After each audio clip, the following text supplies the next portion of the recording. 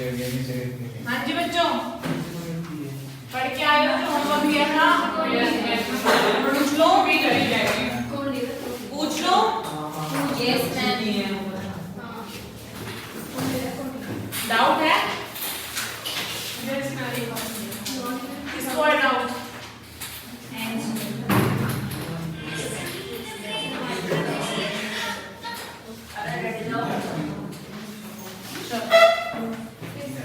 जो डाउट्स हैं मुझे क्लास के बाद अभी दे देना, ठीक है?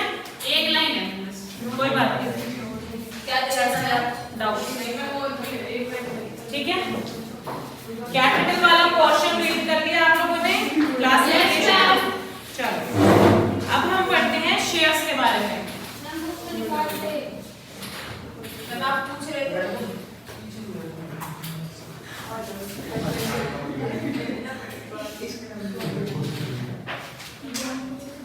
हाँ जी, अभी हम पढ़ेंगे किसके बारे में? क्या हो गया शेयर्स?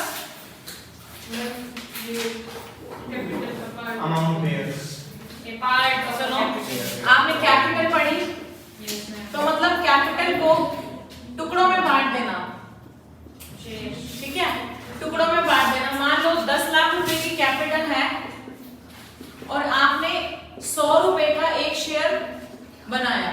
आपके शेयर्स की फेस वैल्यू 100 रुपीज है, तो बताओ कितने शेयर्स होंगे आपके? हाँ जी, 10 लाख रुपीज की कैपिटल, 100 रुपीज का एक शेयर, तो कितने शेयर्स हो गए? 10,000।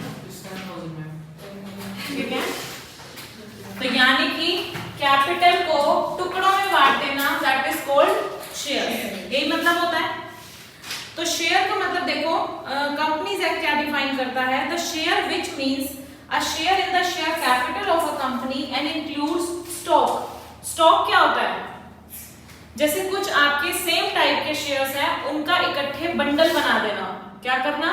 जैसे अलग अलग टुकड़े बटे हुए हैं जो एक जैसे टाइप के हैं, उनका एक बंडल बना देना, उनको हम क्या बोलते हैं? स्टॉक। ठीक है, तो शेयर्स में स्टॉक भी इंक्लूड हो जाता है। Share thus represent such proportion of interest of shareholder as the amount paid thereon bears to the total capital payable to the company। कहने का मतलब, अगर किसी कंपनी में किसी शेयर होल्डर ने, किसी शेयर होल्डर ने मान लो यहाँ पर 1000 शेयर ले रखे थे, इस कंपनी में एक शेयर होल्डर ने 1000 शेयर्स ले रखे थे और टोटल शेयर्स कितने हैं इस कंपनी के? 10,000। यानी कि इस शेयर होल्डर का कितना % इंटरेस्ट है इस कंपनी में? बड़ी मुश्किल है ना निकालनी। 1000 10,000 का कितना % है? तो फिर इतना सोच क्यों रहे हो? अगर कंपनी के 10,000 टोटल शेयर्स हैं और एक शेयर होल्डर ने 1000 शेयर्स होल्ड किए हुए हैं, तो उस कंपनी में उस शेयर होल्डर का कितना % इंटरेस्ट है? 10%। ठीक है, यानी कि वो 10% प्रॉफिट का मालिक है ना? 10% उसका मतलब वोटिंग पावर है उसकी। अगर वो वोट देगा तो उसके वोट को 10% कंसीडर किया जाएगा। ठीक है, तो यानी कि शेयर क्या है? अगर आप किसी कंपनी के शेयर खरीदते हो तो शेयर के थ्रू आपका उस कंपनी में इंटरेस्ट क्रिएट हो जाता है। इंटरेस्ट का मतलब आपका उस कंपनी में हिस्सा, ठीक है, वो क्रिएट हो जाता है। तो नीचे लिखा हुआ share is an interest in the company. ये इंटरेस्ट वही है, ठीक है, आपकी हिस्सेदारी उस कंपनी में, आपकी इन्वॉल्वमेंट कितनी है, जितने % आपने शेयर होल्ड किए हुए हैं उतनी ही आपकी इन्वॉल्वमेंट वहां पर रहेगी। ठीक है, नेक्स्ट आता है शेयर कैपिटल। कितने टाइप्स की हो सकती है आपकी शेयर कैपिटल? कौन कौन सी? कौन है ये पेड अप और कोल्ड अप?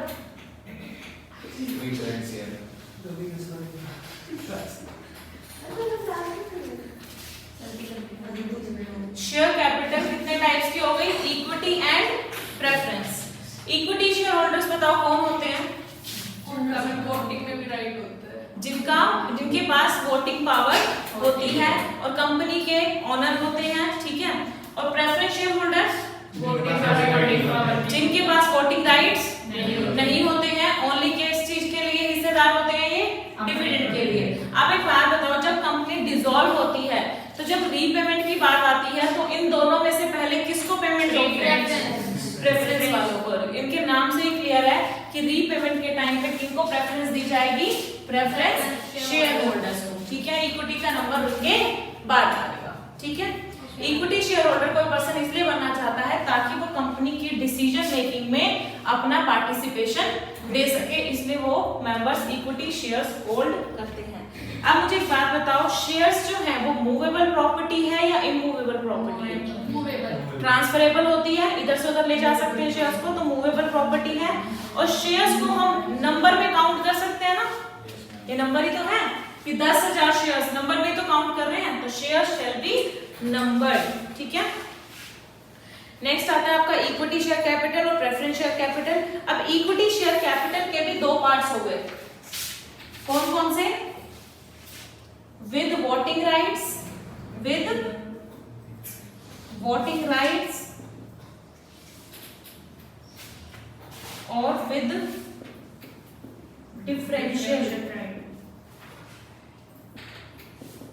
Differential rights. बताओ दोनों में फर्क क्या होगा? देखो यहाँ तो आपको पता चल रहा है कि उसको वोटिंग पावर क्यों दे रहे हैं। अब कंपनी क्या चाहती है कि मेरे जो शेयर होल्डर्स हैं ना, उनकी ज्यादा इन्वॉल्वमेंट ना रहे मेरी कंपनी की डिसीजन मेकिंग में। अगर देखो हम विद वोटिंग राइट्स वाले शेयर्स इशू करते हैं तो वो लोग अपना पार्टिसिपेशन जरूर करेंगे, तो मेरी डिसीजन मेकिंग किस पर डिपेंड हो जाएगी? शेयर होल्डर्स पर। तो अगर कोई कंपनी चाहती है कि मेरे डिसीजन मेकिंग में बड़े लोग जो डायरेक्टर हैं वही डिसीजन ले, बीच में मेंबर्स की इन्वॉल्वमेंट ना रहे, तो वो क्या चाहेंगे कि मैं इक्विटी शेयर्स तो इशू करूं लेकिन डिफरेंशियल राइट्स वाले करूं जिसमें मैं उनको वोटिंग पावर ना दे सकूं। अब एक बात बताओ, सामने शेयर होल्डर को आपने क्या कहना है कि मैं आपको वोटिंग राइट्स नहीं दूंगा, तो उसको कुछ तो लालच देना पड़ेगा कि वो बिना वोटिंग राइट्स वाले शेयर्स खरीदे। क्या लालच दोगे? कि आपको डिविडेंड बाकी लोगों से ज्यादा दे दूंगा, आपके शेयर की जो प्राइस है वो बाकी लोगों से ज्यादा होगी, तो क्यों खरीदेगा? दिमाग को खुला रखो, कम होगी तभी तो। शेयर्स का प्राइस अगर उनके लिए कम रखोगे तभी तो वो लालच उनके अंदर आएगा कि देखो कम रुपए में भी मिल रहा है और डिविडेंड भी मुझे ज्यादा मिल रहा है। तो कोई लालच पकड़ाओगे तो वो वोटिंग राइट्स छोड़ने के लिए भी रेडी हो जाएंगे। ऐसे कई शेयर होल्डर्स होते हैं, लाइक हम जैसे लोग, है कि नहीं? पैसे के भूखे लोग, है कि नहीं? कंपनी ने कहा लो कम में शेयर ले लो, डिविडेंड भी तुमको ज्यादा मिलेगा, लेकिन बीच में इंटरफेरेंस मत करना, नहीं करेंगे, पैसा दो, हमारा कोई मतलब ही नहीं है कंपनी से। होना ऐसे ही, ऐसे कई इन्वेस्टर्स होते हैं। उसको भी नहीं मिलेगा, बाकियों को भी तो नहीं मिल रहा, तो क्या करेगा वोटिंग राइट्स का? लॉसेस को रिकवर करेगा। यहाँ आम आदमी party, Modi party. It is to, अब एक एग्जांपल दिया हुआ है, सुन लो जरा। It is to be noted that Tata Motors in 2008 introduced equity shares with differential voting rights called A equity shares in its right issue. In the issue, every 10 A equity shares carried only one voting right, but would get 5 percentage points more dividend than that declared on each of the ordinary shares. Right shares क्या होते हैं, किसी को पता है? Right issue वो right issue जो related जो लोग होते हैं या जो पुराने उनको जो पुराने होते हैं एग्जिस्टिंग एम्प्लॉइज को आप प्रेफरेंस देते हो कि आपको हम कम रेट में, है ना? हाँ हाँ, जैसे आपके पास 10 शेयर हैं तो 10 के बदले में आपको एक राइट शेयर मिल जाएगा।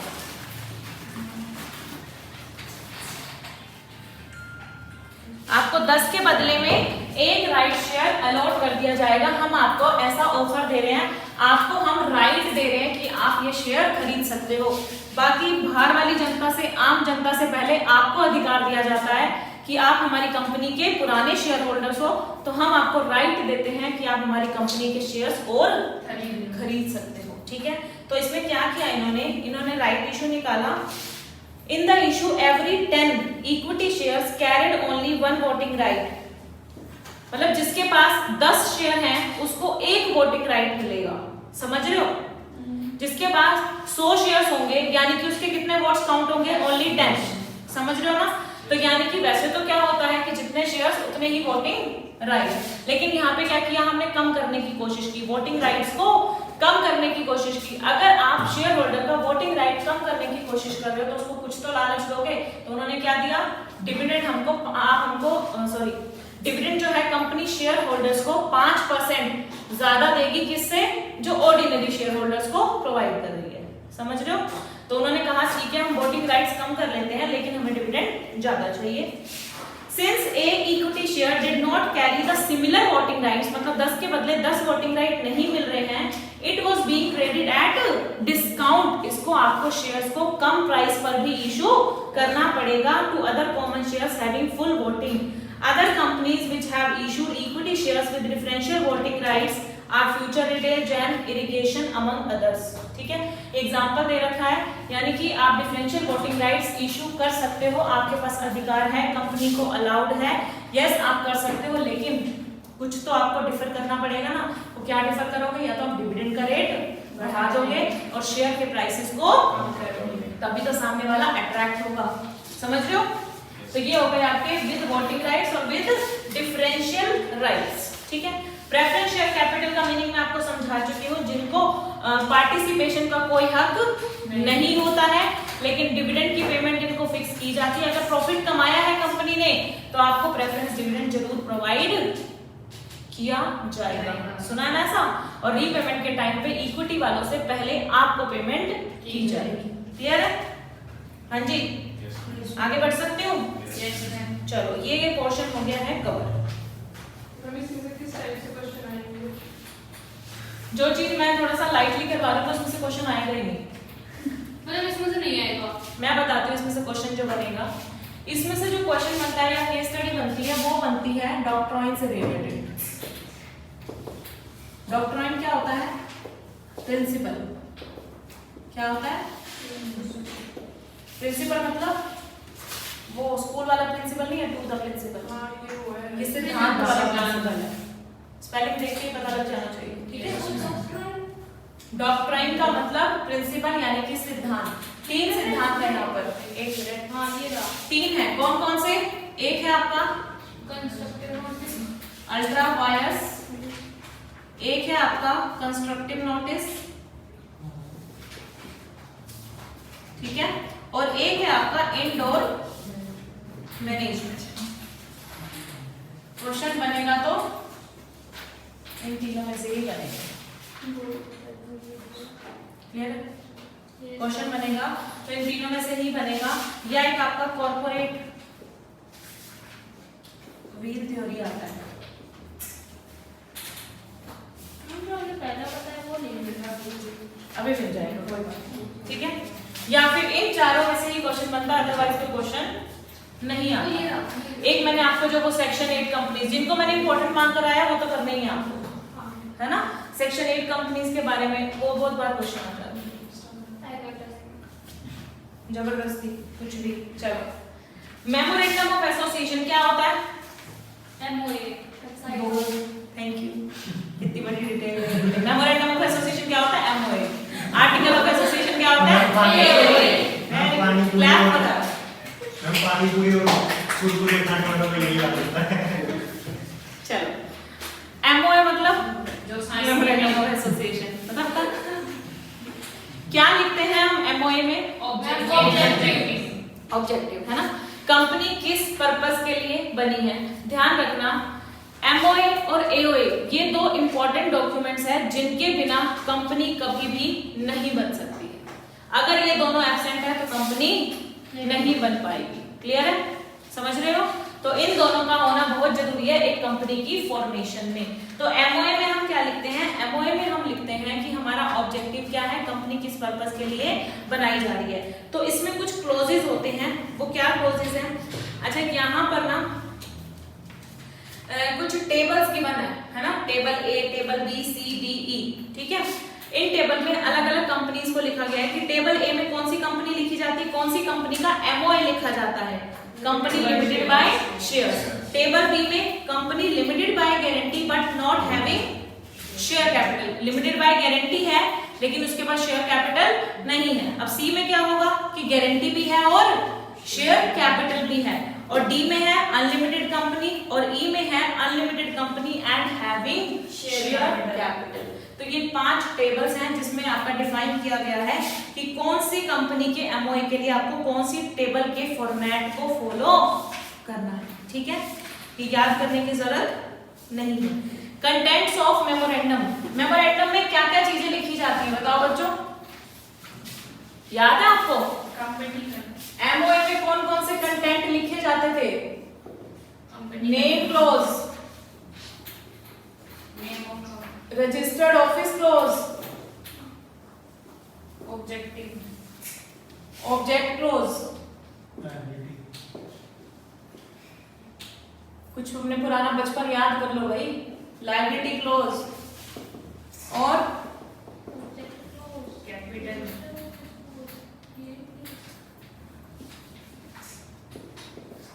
कैपिटल क्लोज और एसोसिएशन क्लोज, एसोसिएशन क्लोज। याद आया भाई या देख के बोले? देख के बोलते हैं। तो नेम क्लोज में आप क्या लिखोगे?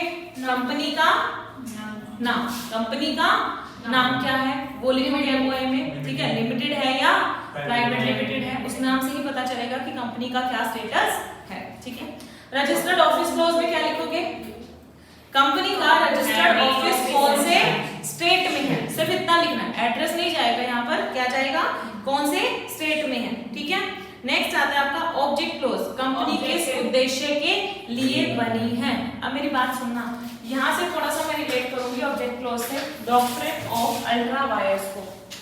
ये जो ऑब्जेक्ट क्लोज है एमओए में लिखते हो आप अपने ऑब्जेक्ट को। ठीक है, जैसे मुस्कान लिमिटेड थी एक, ठीक है, इसने क्या किया? गोलगप्पे की स्टोर, ठीक है, मुस्कान लिमिटेड है, इसने अपनी कंपनी खोली गोलगप्पे की कंपनी। ठीक है, उसके ऑब्जेक्ट में इसने क्या लिखा कि हम गोलगप्पे बनाएंगे और बेचेंगे, गोलगप्पे बनाएंगे और बेचेंगे, ये इसने अपने ऑब्जेक्ट क्लोज में लिखा। ठीक है, अब एक बात सुनना, इसने जितनी बार अपने ऑब्जेक्ट क्लोज में लिखी है इसको सिर्फ उतना ही काम करना है। अगर ये अपने उद्देश्य से अलग कोई काम करती है तो वो काम क्या होगा? अल्ट्रा वायर्स होगा। अल्ट्रा वायर्स का मैं मीनिंग बता देती हूँ। अल्ट्रा वायर्स का मीनिंग है बियॉन्ड द पावर, अपनी पावर से बाहर जाकर काम करना, अपनी पावर से बाहर जाकर काम करना। इसने अपने ऑब्जेक्ट क्लोज में लिखा था कि हम गोलगप्पे बनाएंगे और बेचेंगे, लेकिन इसने क्या किया? कुछ लोग ना इसके पास आए कि मुझे ना पैसे की जरूरत है, उधार दे दे। इसने कहा मेरे पास रखे हैं, ले जा। तो दे सकती हूँ मैं। क्या इसका सोल पर्पस उधार देना या लेना था? इसका पर्पस क्या था? गोलगप्पे बनाना और उसको बेचना। ठीक है, तो इसके अलावा अगर ये उधार लेने देने का काम शुरू कर देती है तो वो क्या हो जाएगा? अल्ट्रा वायर्स एक्ट हो जाएगा। अभी इस अल्ट्रा वायर्स एक्ट के बारे में बहुत कुछ डिटेल में बताना, लेकिन जस्ट इससे रिलेट किया है मैंने इसको। ठीक है, इस डॉक्ट्रिन के बारे में भी हम आगे पढ़ेंगे। उसके बाद आता है आपका लायबिलिटी क्लोज। आपकी कंपनी कैसी है? लिमिटेड लायबिलिटी तो है, लिमिटेड बाय गारंटी है या लिमिटेड बाय शेयर्स है, या आपकी कंपनी अनलिमिटेड है, तो आपको उसके बारे में लिखना है कि आपकी कंपनी की लायबिलिटी कैसी है। ठीक है, लायबिलिटी क्लोज के अंदर। उसके बाद कैपिटल क्लोज। कैपिटल क्लोज में आप क्या लिखोगे? आपकी ऑथराइज्ड कैपिटल कितनी है, कितने शेयर्स में वो डिवाइड हुई है। मान लो आपकी ऑथराइज्ड कैपिटल 1 करोड़ की है, ठीक है, तो 10 लाख शेयर्स 10 रुपए का एक, टोटल हो गए 1 करोड़ रुपए। 10 लाख शेयर्स 10 रुपए का एक, 1 करोड़ की मेरी ऑथराइज्ड कैपिटल है। क्या होती है ऑथराइज्ड कैपिटल? हाँ, लाइफ टाइम में हम इतने तक अपना शेयर्स जो है वो अलॉट कर सकते हैं। ठीक है, ये ध्यान रखना। तुम कहोगे कि मैम कंपनी तो ज्यादा से ज्यादा ऑथराइज कैपिटल रख ले, उसे कोई पता थोड़ी है कि वो कितना ग्रो करेगी फ्यूचर में, है ना। तो इसी ऑथराइज कैपिटल के बेस पर आपको स्टैंप ड्यूटी पे करनी पड़ती है जब आप रजिस्ट्रेशन करवाते हो। जितनी ज्यादा ऑथराइज कैपिटल होगी उतनी ज्यादा स्टैंप ड्यूटी होगी। तो कंपनी सोच समझ के ही ऑथराइज कैपिटल फिक्स करती है, जितनी वो स्टैंप ड्यूटी पे करने लायक हो। फिर उसको बाद में रखते हैं कि हमें क्या पता इंक्रीज करवा सकते हो आप, ठीक है, इंक्रीज करवा सकते हो। नेक्स्ट आता है एसोसिएशन क्लॉज। एसोसिएशन का मतलब जुड़ना आपस में।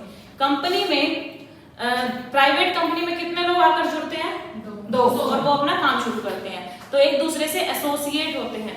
पब्लिक कंपनी में 7 लोग, और ओपीसी में एक। अब 1% किससे जुड़ेगा? अपने आप से, अपने आप से जुड़ के दिखाओ। तो एसोसिएशन क्लॉज के स्लैश में मैं यहाँ पर लगा रही हूँ नॉमिनेशन क्लॉज। क्या लगा रही हूँ? ये नॉमिनेशन क्लॉज आपका ओपीसी के लिए है कि जब भी कोई ओपीसी स्टार्ट करेगा तो अपना नॉमिनी अपॉइंट करेगा, मतलब उसके साथ उसका एसोसिएशन है। तो एसोसिएशन आपका प्राइवेट पब्लिक के लिए हो गया, और नॉमिनेशन क्लॉज किसके लिए हो गया? ओपीसी के लिए। नॉमिनेशन समझ रहे हो ना, कि ओपीसी में एक मेंबर जो है वो अपना नॉमिनी जरूर अपॉइंट करता है। अच्छा क्लास, एक मिनट डिस्टर्ब मत करना थोड़ा सा। ओपीसी वाला क्वेश्चन बहुत बार आया है, डायरेक्ट क्वेश्चन, जो मैंने तुम्हें सिग्निफिकेंट पॉइंट्स में से लर्न करने के लिए कहा। बोलो। जो ओपीसी वाला है उसमें जो अदर पर्सन लिखा है उसकी जगह मैंने लिख सकते हैं। हाँ लिख सकते हैं, मैंने वही तो बताया। नहीं कलर पेपर में आंसर लिख से नहीं गलत करेगा कोई, ठीक है। मैंने जान करके नॉमिनी लिखवाया था कि आपको पेपर तक भी कंफ्यूजन ना हो कि अदर पर्सन कौन है, ठीक है। चलो हाँ जी, चले आगे। अब आता है, मैं बता देती हूँ डॉक्ट्रिन ऑफ अल्ट्रा वायर्स का कंसेप्ट। अल्ट्रा वायर्स का मतलब समझ में आया आपको? बियॉन्ड द पावर मींस आपने अपने मेमोरेंडम में ऑब्जेक्ट क्लॉज में जितनी पावर लिखी है कि मैं ये काम कर सकती हूँ, आपको सिर्फ उतना ही काम करना है, उससे बाहर जाकर काम नहीं करना है। और अगर आप करते हो तो क्या होगा? कंपनी उसके लिए लायबल नहीं होगी। जैसे इसमें ना 3 चीजें मैं बताऊंगी। एक बताऊंगी वो एक्ट जो अल्ट्रा वायर्स द कंपनी, वो काम जो कंपनी की पावर से ही बाहर है, वो काम जो कंपनी की ही पावर से बाहर है। अब ये गोलगप्पे वाली बंदी, गोलगप्पे वाली कंपनी जिसने खोल रखी है, अगर वो उधार लेने देने का काम शुरू कर देगी तो यानी कि ये जो पावर है ये कंपनी की पावर से बाहर हो गई, ठीक है। एक काम ऐसे भी होंगे जो अल्ट्रा वायर्स डायरेक्टर्स, बच्चों ये जो आपने बंदी का आंटी नहीं कहा। चलो ये काम मतलब सीए मॉडल में हाँ जी आपको मॉडल का दिखना है।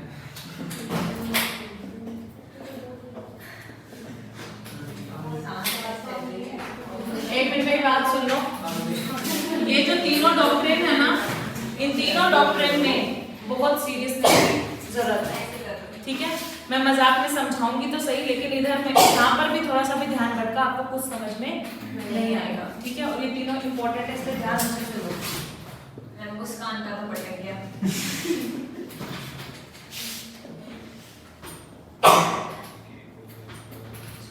सुनना जरा, कुछ काम ऐसे होते हैं जो कंपनी कर ही नहीं सकती। मींस आपने अपने ऑब्जेक्टिव में जो चीज लिखी है सिर्फ उतना करोगे, उससे बाहर काम नहीं करोगे, ठीक है। अगर किया तो क्या होगा? उससे कंपनी बाउंड नहीं होगी। जैसे कंपनी ने अपने ऑब्जेक्ट क्लॉज में कुछ भी लिखा था और उससे बाहर जाके किसी डायरेक्टर ने काम कर दिया, कंपनी को ही वो पावर नहीं थी वो काम करने की, फिर भी उसके डायरेक्टर ने वो काम कर दिया। अब उस काम से कंपनी बाउंड नहीं होगी। मींस अगर कोई डायरेक्टर लोन लेके आ गया था तो अब रीपेमेंट की ड्यूटी कंपनी की आएगी क्या? नहीं आएगी। रीपेमेंट के लिए कंपनी लायबल नहीं होगी, कंपनी बाउंड नहीं होगी। इसके साथ जुड़ता हुआ भी एक और प्रिंसिपल भी हो जाएगा, कंपनी लायबल नहीं होगी। और जो वो कॉन्ट्रैक्ट बनाया गया होगा जो कि कंपनी की पावर से बाहर था, वो कॉन्ट्रैक्ट क्या हो जाएगा? वॉइड। अब आपको वॉइड का मीनिंग नहीं पता तो मैं उसका मीनिंग थोड़ा सा समझा देती हूँ, क्योंकि इंडियन कॉन्ट्रैक्ट एक्ट से रिलेटेड है, लेकिन फिर भी मैं बता देती हूँ, ठीक है। कॉन्ट्रैक्ट वॉइड का मतलब क्या होता है? एक ऐसा कॉन्ट्रैक्ट जिसकी कोई लीगल रेलेवेंस नहीं एनफोर्सेबल नहीं है। आप उस कॉन्ट्रैक्ट को कोर्ट में ले जा नहीं सकते, समझ रहे हो? वॉइड का मतलब क्या निकला कि वो लीगली एनफोर्सेबल नहीं है। एनफोर्सेबल का मतलब कोर्ट में ले जाने लायक। लिख दो, एनफोर्सेबल का मतलब कि आप उसको कोर्ट में ले जाने लायक, ठीक है, समझ रहे हो? हाँ जी। एनफोर्सेबल का मतलब आप उसको कोर्ट में ले जा सकते हैं। एनफोर्सेबल का मतलब क्या है कि कोर्ट में ले जाना, कोर्ट से रिकवरी करवाना, कोर्ट में उस कॉन्ट्रैक्ट के अगेंस्ट केस डालना, कोर्ट में उस कॉन्ट्रैक्ट के अगेंस्ट केस डालना। तो वॉइड का मतलब क्या होगा कि ये एनफोर्सेबल नहीं है। अब इस कॉन्ट्रैक्ट को आप कोर्ट में ले भी जाओगे ना तो भी आपको कोर्ट एंटरटेन नहीं करेगा, समझ गए? किसका फोन नहीं हुआ?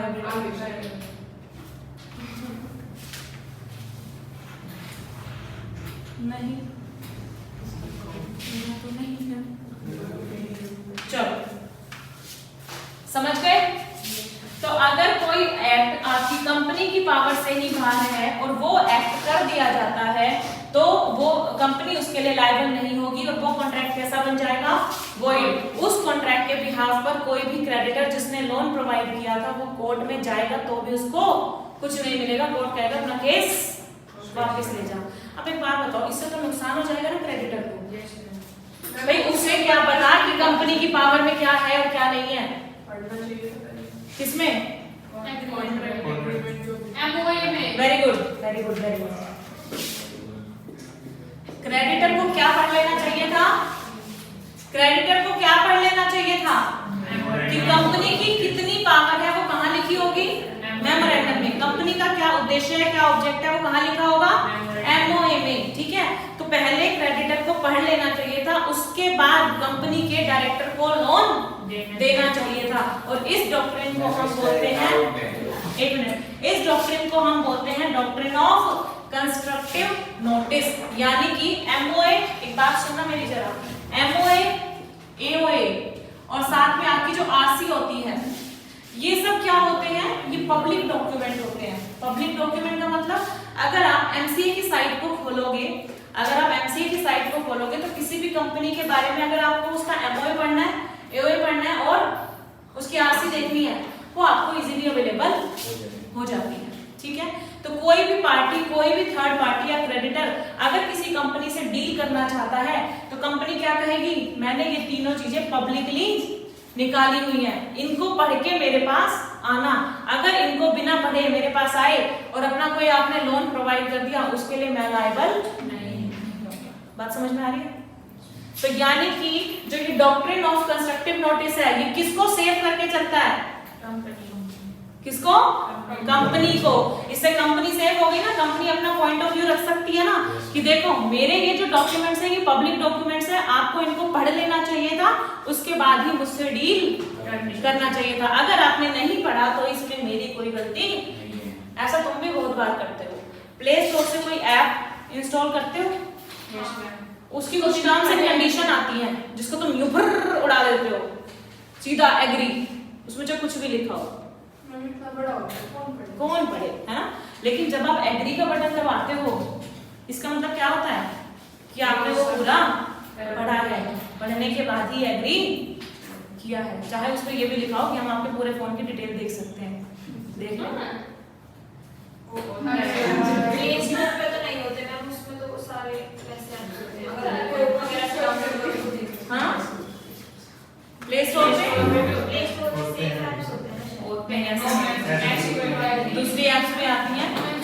और बहुत सारे लोग बिना पढ़े उसको एग्री पे क्लिक करते हैं। लेकिन आप बाद में ये नहीं रख सकते, बाद में मान लो आपको कोई ऑब्जेक्शन हुआ, जैसे उस टर्म्स एंड कंडीशन में ये लिखा हुआ था कि हम आपके पूरे लोन की इंक्वायरी रख सकते हैं और आपने एग्री किया, तो इसका मतलब क्या है, आपने पढ़ने के बाद ही तो एग्री किया है। बाद में आप ये नहीं कह सकते कि मैंने तो इसको पढ़ा ही नहीं था, आपने पढ़ा था। हम ये मान के चलेंगे जैसे ही आपने एग्री का बटन दबाया यानी कि आपने पूरी टर्म्स एंड कंडीशन को पढ़ा है, पढ़ा क्या, समझा भी है, अंडरस्टैंड भी किया है। ठीक है, क्लियर है?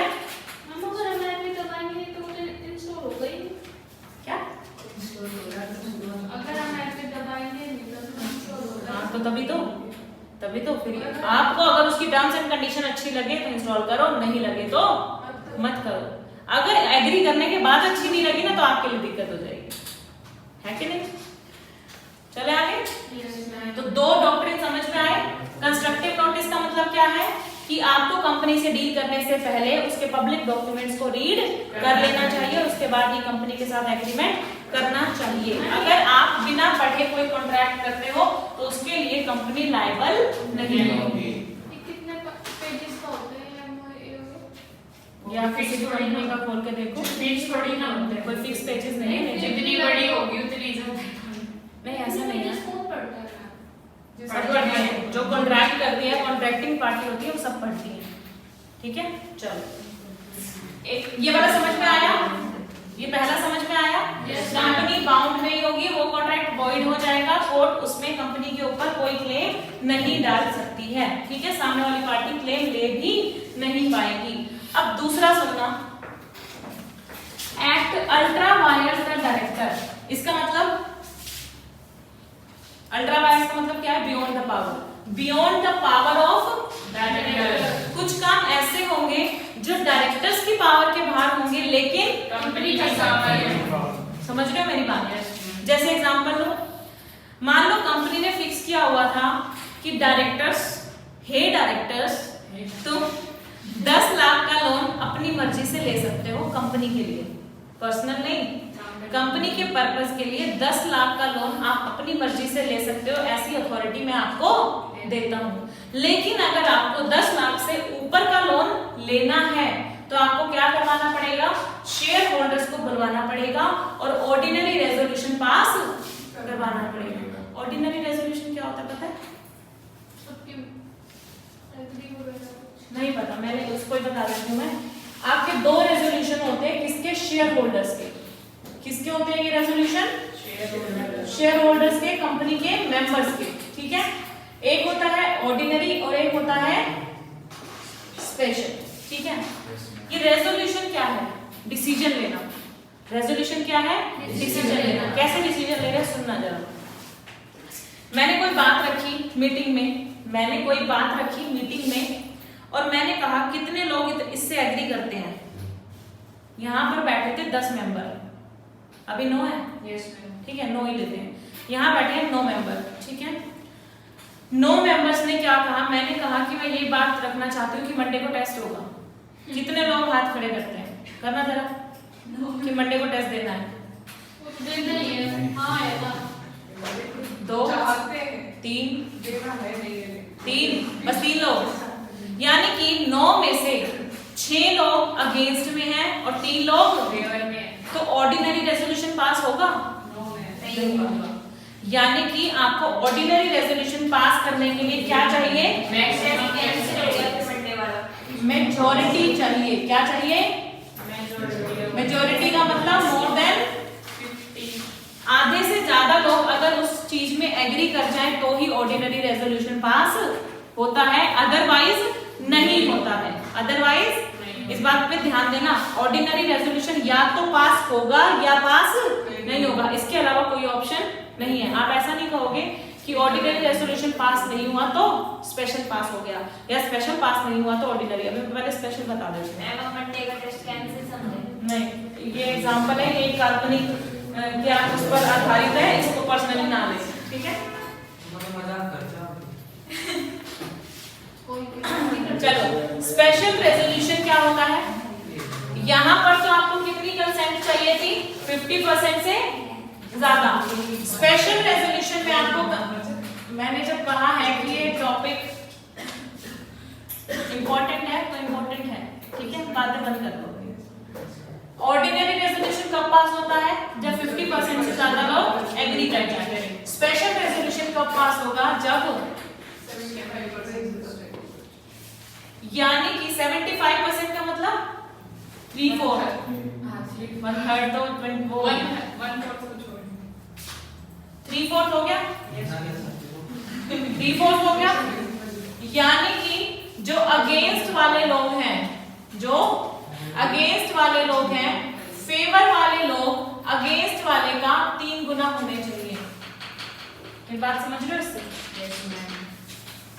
फेवर वाले लोग अगेंस्ट वाले लोगों का 3 गुना या उससे ज्यादा होने चाहिए, तो आपका स्पेशल रेजोल्यूशन पास होगा। जैसे 9 मेंबर्स में बताओ मुझे स्पेशल रेजोल्यूशन कब पास होगा?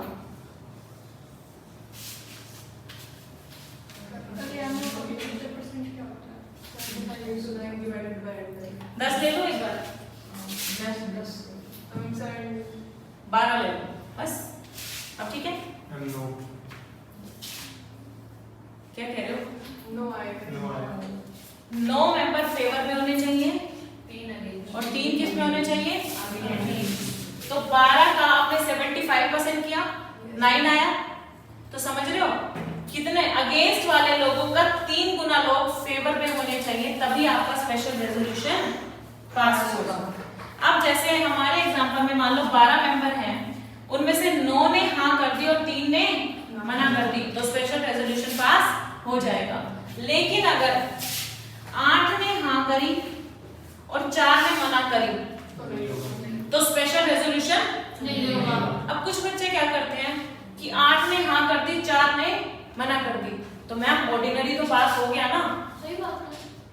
करते हैं कुछ बच्चे ऐसे, तो आपको ये नहीं बोलना है।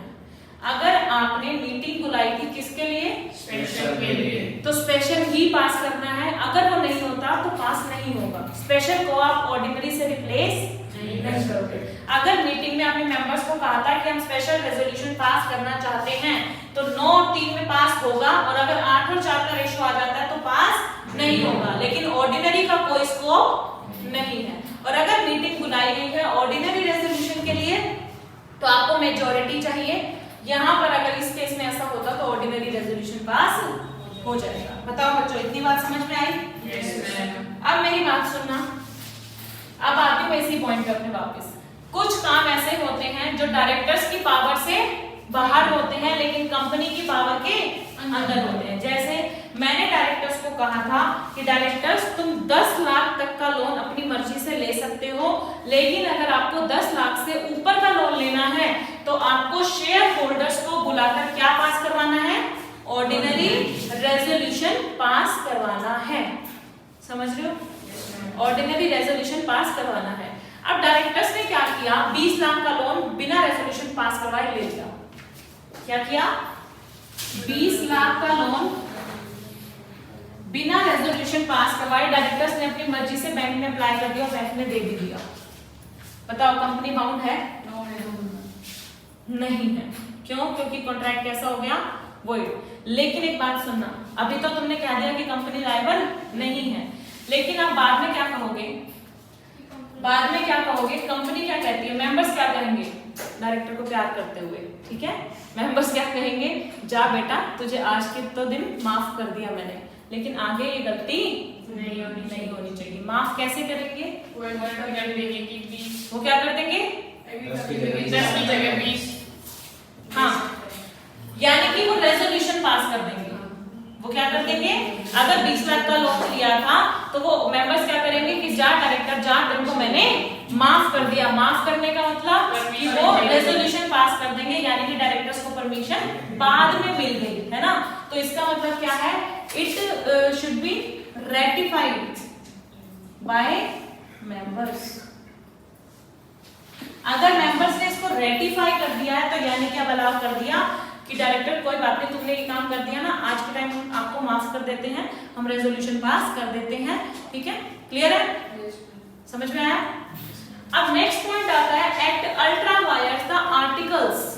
आर्टिकल्स मतलब article of association. Article of association में जितनी बात लिखी गई थी, जैसे मान लो हमने ये बात आर्टिकल ऑफ एसोसिएशन में लिखी थी क्या कि डायरेक्टर 10 लाख तक का लोन ले सकता है, तो वो 10 लाख तक का ही लोन ले सकता है, इससे ऊपर लोन नहीं ले सकता। अगर डायरेक्टर लेता है तो वो काम क्या हो जाएगा, आर्टिकल से तो बाहर हो जाएगा, बियॉन्ड द पावर हो जाएगा, beyond the power of articles हो जाएगा, तो कॉन्ट्रैक्ट बन जाएगा void.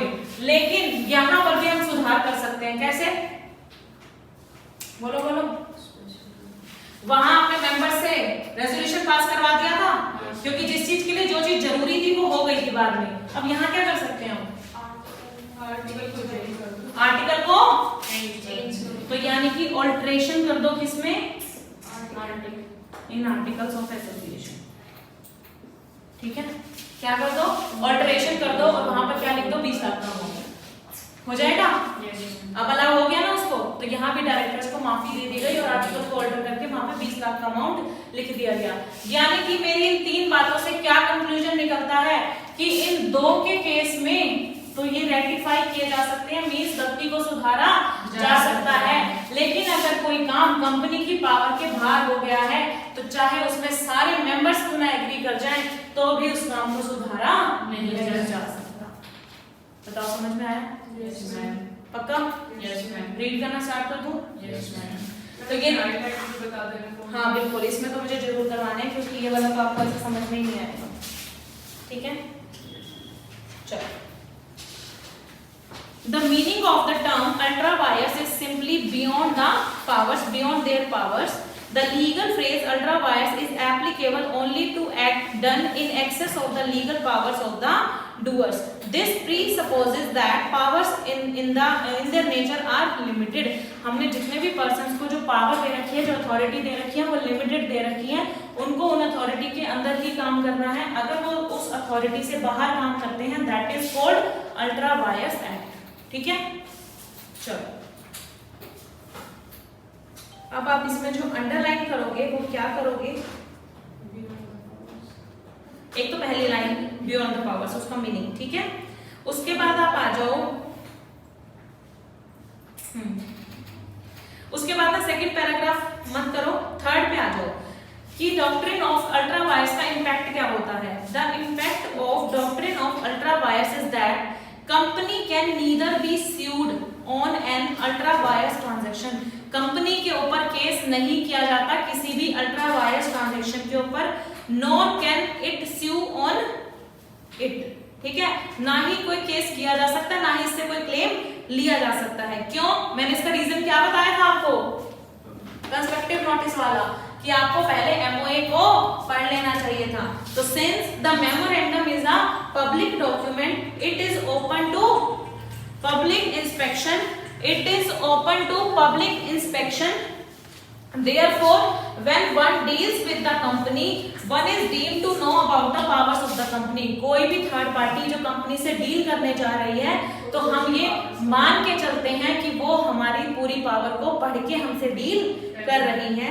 If in spite of this you enter into transaction, अगर आप उसको बिना पढ़े कोई ट्रांजेक्शन कंपनी के साथ करते हो, which is ultra wires the company, अगर वो कंपनी की पावर से बाहर है फिर भी आपने ट्रांजैक्शन की, तो you can not enforce it against the company. अब आप कंपनी से क्लेम नहीं ले पाओगे।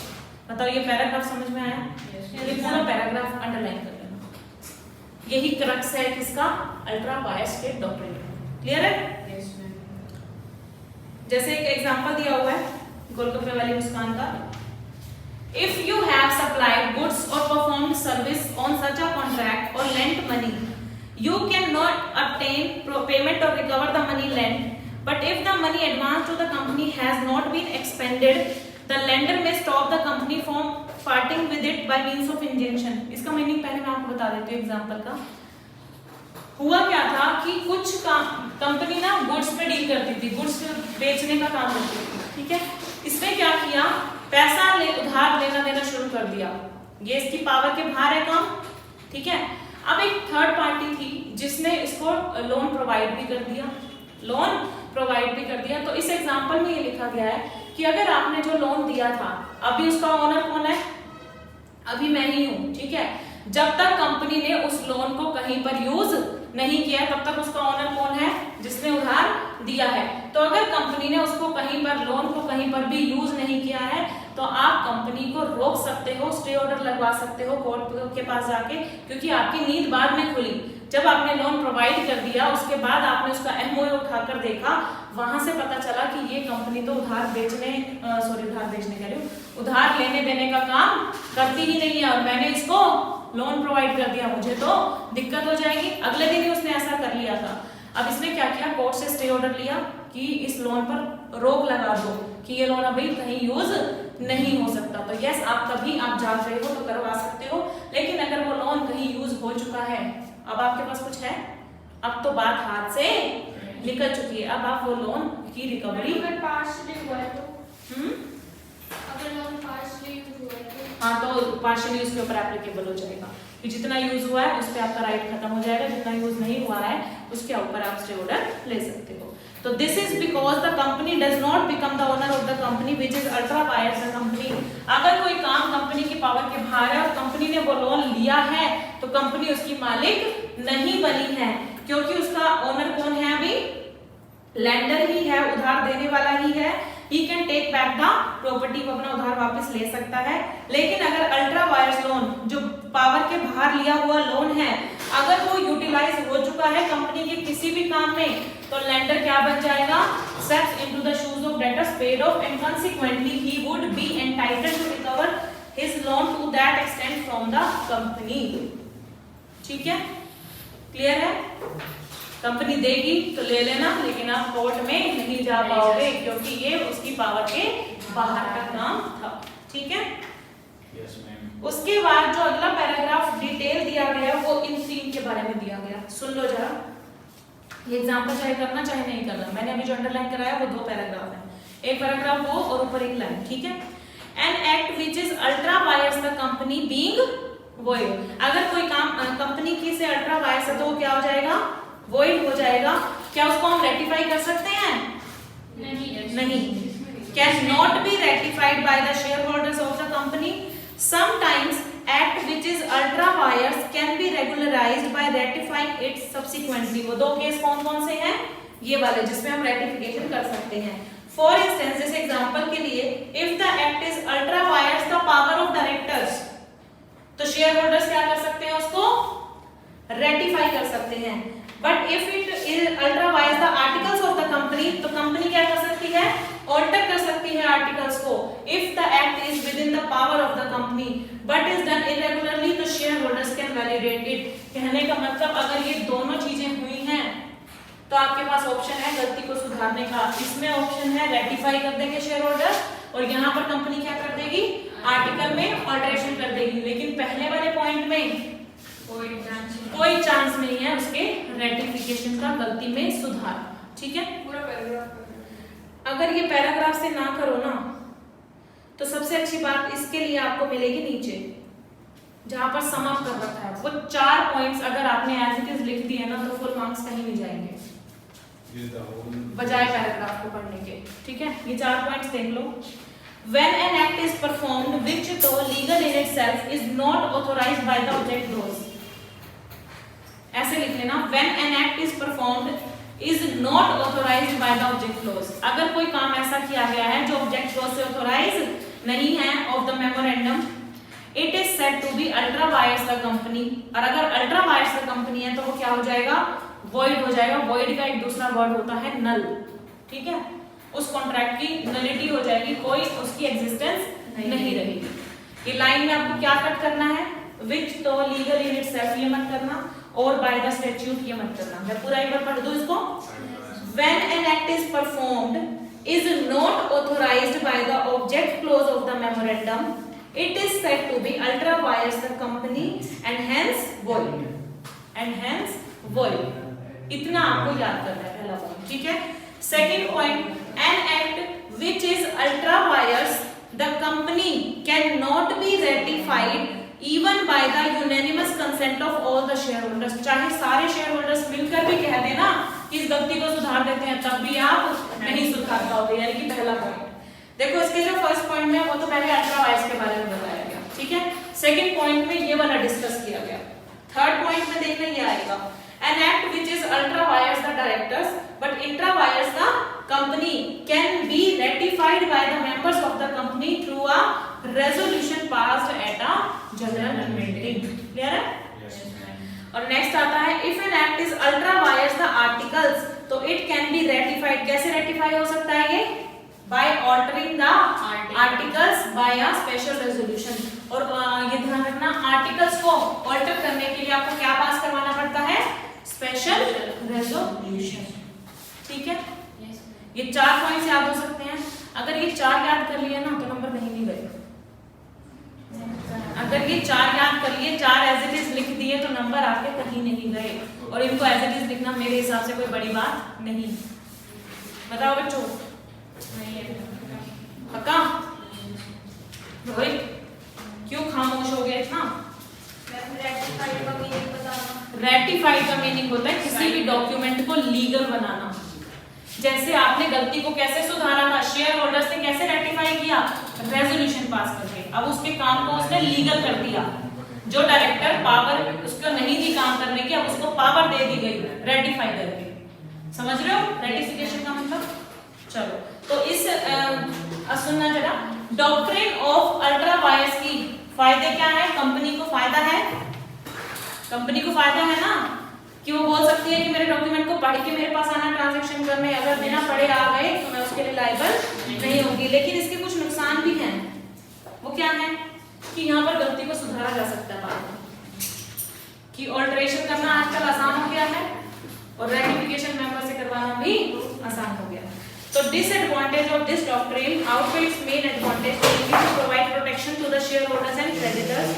Although it may be useful to members in restraining the activity of directors, it is only a nuisance insofar as it prevents the company from changing its activity in a direction which is agreed by all. Against the purpose of doctrine of ultra vires has been defeated, as now the object clause can be easily altered by passing just a special resolution. आजकल इसको change करना आसान हो गया है। तो कोई भी मान लो कंपनी काम गलत कर देती है, पावर के बाहर काम कर देती है, तो उसको बाद में सुधार दो, है क्या नहीं? उसको बाद में सुधार दो, यानी कोई पेनल्टी आपके ऊपर अराइज नहीं होगी। ठीक है, अब आता है आपका आर्टिकल ऑफ एसोसिएशन। देखो, आर्टिकल ऑफ एसोसिएशन का मतलब क्या होता है? इसमें आपके रूल्स एंड रेगुलेशंस लिखे जाते हैं कि कंपनी किस तरीके से काम करेगी, क्या प्रोसीजर फॉलो करेगी, क्या कंपनी ने पॉलिसी सेट की हुई है, ये सब कहाँ लिखा होता है? आर्टिकल ऑफ एसोसिएशन में। ठीक है, इसमें जो एक आपको चीज समझ नहीं आ सकती है, सिर्फ मैं वो बता देती हूँ, बाकी आप पढ़ लोगे। ठीक है, एक इसमें है एंट्रेंचमेंट प्रोविजन। एंट्रेंचमेंट प्रोविजन का मतलब क्या है? किसी को सिक्योरिटी प्रोवाइड करना, मतलब किसी को प्रोटेक्ट करना, सुरक्षा कवच प्रोवाइड करना। ठीक है, तो आप थर्ड पॉइंट लिखो। ठीक है, आप आर्टिकल ऑफ एसोसिएशन में किसी की भी प्रोटेक्शन के लिए कोई प्रोविजन डाल सकते हो। प्रोटेक्शन प्रोवाइड करना, टू प्रोटेक्ट समथिंग, ऐसा लिख लो, लिखा भी हुआ है बच्चों इसमें। Contain provision for entrenchment. The articles में कंटेन प्रोविजन फॉर एंट्रेंचमेंट, यानी कि to protect something to the effect that specified provision of the articles may be altered only if condition of procedure then those applicable in case of special reason are met or complied with। means मान लो article of association में आपने किसी को protection provide करने के लिए कोई provision डाल दिया। प्रोविजन डालने का मतलब आप ऐसा हमेशा नहीं कर पाओगे कि देखो यहाँ पर आप क्या कर रहे थे, बियॉन्ड द पावर काम कर रहे थे, लेकिन बाद में आपने क्या किया, इसको चेंज कर दिया जिससे हमारा काम ठीक हो जाए, गलती को सुधारा जा सके। लेकिन मैंने एक एंट्रेंचमेंट प्रोविजन क्या डाला, सुरक्षा क्या प्रोवाइड की कि ये चीज चेंज तभी हो सकती है अगर आप इस कंडीशन को पूरा कर दो। तो समझ रहे हो कि इस चीज को चेंज तभी किया जा सकता है अगर आप इस कंडीशन को पूरा कर दो। तो एक सुरक्षा कवच लग गया कि इसको आसानी से चेंज नहीं किया जा सकता, अगर आप इस कंडीशन को पूरा करोगे सिर्फ तभी चेंज किया जा सकता है। तो ये होता है एंट्रेंचमेंट प्रोविजन, जिसमें सामने वाले को प्रोटेक्शन प्रोवाइड की जाती है कि देखो इतना भी आसान नहीं है आर्टिकल को चेंज करना जितना आप समझ रहे हो। मैंने उसके ऊपर एक सुरक्षा कवच लगा दिया है कि अगर आप क्या करोगे, कंडीशन पूरी कर दोगे, केवल तभी आप इस आर्टिकल में ऑल्टरेशन कर सकते हो। ठीक है, अब उसके बाद इसका मैनर लिखा हुआ है कि आप कैसे इंक्लूड करोगे। या तो आप कंपनी को बनाते वक्त एंट्रेंचमेंट प्रोविजन डालोगे, या फिर बाद में जाके हो तो बाद में भी डाल सकते हो। यस, आप बाद में भी डाल सकते हो। आपको रजिस्ट्रार को भी बताना पड़ेगा अगर आपने बाद में ऐसा प्रोविजन डाला है तो, या शुरू में भी डाला है तो भी आपको रजिस्ट्रार को इन्फॉर्म करना है। अब A B C D E table कहाँ में कवर हो रही थी? एमओए में। ई के बाद क्या आता है? एफ जी एच आई जे जे, ठीक है। ये आपके कहाँ पे कवर हो जाएंगे? आर्टिकल ऑफ एसोसिएशन, ठीक है। तो इसको पढ़ लोगे? यहाँ पर एक की डिफरेंस लिखा हुआ है एमओए और एओए में, कि क्या डिफरेंस है एमओए और एओए में। ऑब्जेक्टिव कहाँ लिखे होते हैं? एमओए में। कैसे अचीव करना है ये कहाँ लिखा होता है? रिलेशनशिप। कैसा रिलेशनशिप है? जो मेमोरेंडम है ना वो डिफाइन करता है relationship of the company with the outside world, बाहर के लोगों से कंपनी का कैसा रिलेशन है। लेकिन आर्टिकल ऑफ एसोसिएशन में किसका रिलेशन होता है? कंपनी और उसके मेंबर्स का। क्यों? क्योंकि हम उसमें रूल्स रेगुलेशन लिख रहे हैं, और रूल्स रेगुलेशन किसके पार्ट होते हैं? कंपनी और उसके मेंबर्स के पार्ट होते हैं, ठीक है। तो मेमोरेंडम क्या है? कंपनी और आउटसाइड वर्ल्ड का रिलेशन, और एओए क्या है? कंपनी और उसके मेंबर्स का रिलेशन। ऑल्टरेशन बताओ। अच्छा, आर्टिकल्स में ऑल्टरेशन कैसे होगी? स्पेशल रेजोल्यूशन पास करके। इजीली नहीं, लॉ में कोई इजीली वर्ड नहीं है, ठीक है। आपका कैसे पास होगा? स्पेशल रेजोल्यूशन पास करके आप आर्टिकल ऑफ एसोसिएशन को ऑल्टर कर सकते हो। लेकिन memorandum of association can be altered only under certain circumstances and in the manner provided in the act. In most cases permission of the regional director और tribunal is required. MOA को change करना इतना आसान नहीं। कई बार तो हमें इसकी आरडी की मतलब परमिशन लेनी पड़ जाती है, या फिर कोर्ट की भी परमिशन लेनी पड़ सकती है कुछ केसेस में, ठीक है। उसके बाद अल्ट्रा वायर्स। अगर आपकी कोई काम अल्ट्रा वायर्स हैं, बियॉन्ड द पावर है ऑफ द मेमोरेंडम, तो वो कॉन्ट्रैक्ट क्या हो जाएंगे? वॉइड हो जाएंगे और उनको रेटिफाई नहीं किया जाएगा। लेकिन अगर कोई काम अल्ट्रा वायर्स का आर्टिकल है तो उसको हम रेटिफाई कर सकते हैं by alteration in article of association. बताओ ये डिफरेंस क्लियर है? इंपॉर्टेंट बात कर लेना, ठीक है। अब मेरे पास कौन सा डॉक्ट्रिन बचा है? कंस्ट्रक्टिव नोटिस समझ में आया? Yes ma'am. कंस्ट्रक्टिव नोटिस का मतलब क्या हुआ? पब्लिक जो ये सारे डॉक्यूमेंट है ये हमने आपको शीशा दिखा दिया है ना, हमारी कंपनी की डिटेल प्रोवाइड कर दी है। हाँ चले ले, ठीक है। हमने आपको कंपनी की डिटेल प्रोवाइड कर दी है। अब इसको पढ़ने के बाद ही मुझसे ट्रांजैक्शन करना। अगर कोई गलती हुई तो मेरे ऊपर ब्लेम मत डालना। अब इसी का ही उल्टा कर लो, कंस्ट्रक्टिव नोटिस का उल्टा करो। हमने कोई इंफॉर्मेशन प्रोवाइड नहीं दिखाया पब्लिक। आप वो कर सकते हैं। सुनो,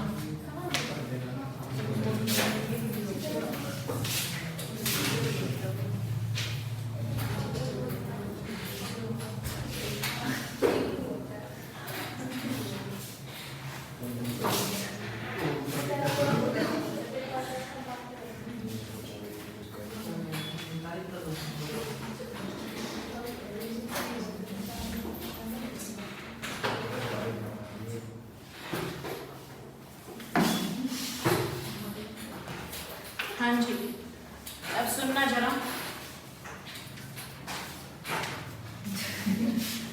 कंस्ट्रक्टिव नोटिस का मतलब, कंस्ट्रक्टिव नोटिस का मतलब हमने आपको एमओए पब्लिक डॉक्यूमेंट दिखा दिया था, उसको डील करने के बाद ही मेरे से ट्रांजैक्शन करना, अदरवाइज आपकी गलती होगी अगर आपने कोई और ट्रांजैक्शन एमओए और आरसी है ना कि पब्लिक डॉक्यूमेंट। अगर कोई गलती हुई तो उसके लिए जिम्मेवार कौन होगा? थर्ड पार्टी, सामने वाली पार्टी। कंपनी लायबल नहीं होगी। तो प्रोटेक्शन किसको प्रोवाइड किया आपने? कंपनी।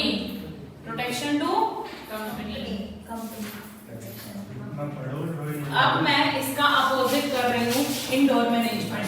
मैं भी किसी का ड्राइंग बना रही हूँ, मेरे को पढ़ाई मैं ड्राइंग, ये ड्राइंग नहीं है। इंडोर मैनेजमेंट की प्रोटेक्शन किसको मिलनी चाहिए? अपोजिट कर दो, थर्ड पार्टी। Third party.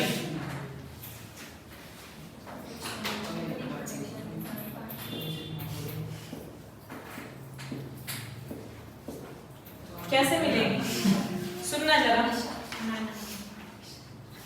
अब इसमें क्या हुआ कि कंपनी ने कहा देखो कुछ डॉक्यूमेंट तो ऐसे थे जो पब्लिक डॉक्यूमेंट थे, उनको पढ़ के तो वो डील कर सकता है क्रेडिटर, है ना, तब तो हमने उसके ऊपर गलती डाल दी। लेकिन कुछ डॉक्यूमेंट्स ऐसे भी तो होंगे जो कंपनी के खुद के पॉलिसी है, जिनको आपने सामने वाले को डिस्क्लोज नहीं किया है। जैसे अपना जो भी एग्जांपल था डायरेक्टर्स वाला, क्या था? डायरेक्टर्स वाला। मैंने उसमें क्या बोला था कि 10 लाख का लोन डायरेक्टर अपनी मर्जी से ले सकता है, उसके आगे अगर उसको लोन लेना है तो मेंबर से क्या पास करवाना था? Ordinary resolution. और एक चीज ध्यान रखना, ऑर्डिनरी रेजोल्यूशन की डिटेल रजिस्ट्रार के पास नहीं जाती है, जबकि स्पेशल रेजोल्यूशन की डिटेल किसके पास जाती है? रजिस्ट्रार। तो जो चीज रजिस्ट्रार के पास गई तभी तो वो एमसीए की साइट पर शो होगी। तो यानी कि जो ऑर्डिनरी रेजोल्यूशन हमने पास किया है किसके रिगार्डिंग, कि डायरेक्टर लोन ले सकते हैं 10 लाख से ऊपर का, मैं उनको परमिशन देता हूं। ये चीज के लिए आपने ऑर्डिनरी रेजोल्यूशन पास कराया। अब इसकी डिटेल रजिस्ट्रार के पास तो नहीं है। जब रजिस्ट्रार के पास ही नहीं है तो बताओ पब्लिक के पास कैसे पहुंचेगी? तो पब्लिक को नहीं पता था ना कि ऐसा ऐसा आपने पॉलिसी बनाई हुई है कि डायरेक्टर हम आपको 10 लाख का तो कहते हैं, लेकिन उससे ऊपर आपको परमिशन लेनी पड़ेगी मेंबर्स की। अब ऐसा मुझे कैसे पता चलेगा? मुझे कैसे पता चलेगा? तो थर्ड पार्टी क्या कहेगी कि आपकी कंपनी के अंदर क्या चल रहा है इसकी नॉलेज मैं क्यों रखूं? आपकी कंपनी के अंदर क्या चल रहा है इसकी नॉलेज मैं क्यों रखूं? तो लोन तो आपको रीपे करना ही पड़ेगा। तो इसमें प्रोटेक्शन किसको मिली? क्रेडिटर को, कि कंपनी को उसके लोन की रीपेमेंट करनी पड़ेगी। ये एप्लीकेबल होता है डॉक्ट्रिन ऑफ इंडोर मैनेजमेंट। समझ रहे हो? उस एग्जांपल से क्लियर हो रहा है? Yes ma'am. तो जो चीज क्रेडिटर को शो ही नहीं हो सकती, क्रेडिटर को पता ही नहीं चल सकती, तो कैसे आप उसके ऊपर ब्लेम डाल सकते हो कि तू पढ़ लेता, मैं कहां से पढ़ता, मुझे क्या पता आपने कंपनी में किसको पावर दे रखी है और किसको पावर नहीं दे रखी। आप अपनी मैनेजमेंट को खुद संभालो। मैं सिर्फ एमओए पढ़ के आया हूं, उसमें लिखा हुआ है कि डायरेक्टर्स लोन ले सकते हैं, तो मैंने लोन प्रोवाइड कर दिया। आपको तो रीपेमेंट करनी ही पड़ेगी।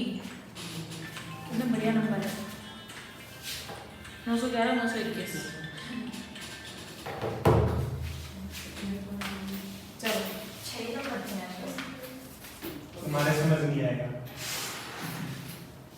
तुम थोड़े फोटो बच्चे हाँ जी। एलियन। तो एक बार यहाँ देखो, यहाँ इसमें डॉक्ट्रिन ऑफ इंडोर मैनेजमेंट में ही इन्होंने दोनों को एक्सप्लेन कर दिया। डॉक्ट्रिन ऑफ इंडोर मैनेजमेंट जब जोर दे रही होती है ना तो यानी कि चुप होना है, लेकिन तू तो डीठ है जोर दे रही हो फिर भी अपनी बात मेरी छूटती नहीं चाहिए, वो मैं पूरी कर दूं।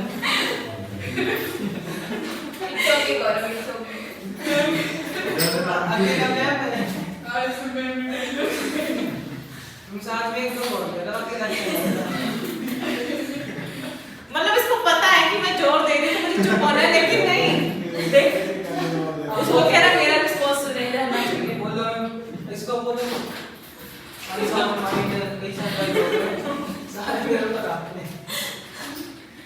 सूट ही तेरे पे करते क्या करें, बता क्या करें? देख मैं जितना कोशिश करती हूँ। मैम ये एकदम जवाब कंस्ट्रक्टिव नोटिस का मतलब क्या हुआ, पढ़ लो जरा। Whether a person reads the document or not, अगर किसी पर्सन ने डॉक्यूमेंट को रीड किया है या नहीं किया, लेकिन हम तो क्या मानेंगे कि उसने पढ़ लिया, तो he is presumed to have knowledge of the content of the document। हम तो ये assume करके चलेंगे कि आपने उसको पढ़ लिया है। He is not only presumed to have read the document but also understood them in their true perspective। हम सिर्फ पढ़ना ही नहीं assume कर रहे, बल्कि ये भी assume कर लिया है हमने कि वो पढ़ के समझ भी चुका है उस चीज को।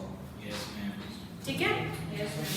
Every person dealing with the company not only has the constructive notice of the memorandum and article but also of other related document, जैसे कि special रेजोल्यूशन, उसमें 4 चीजें ऐड कर लो।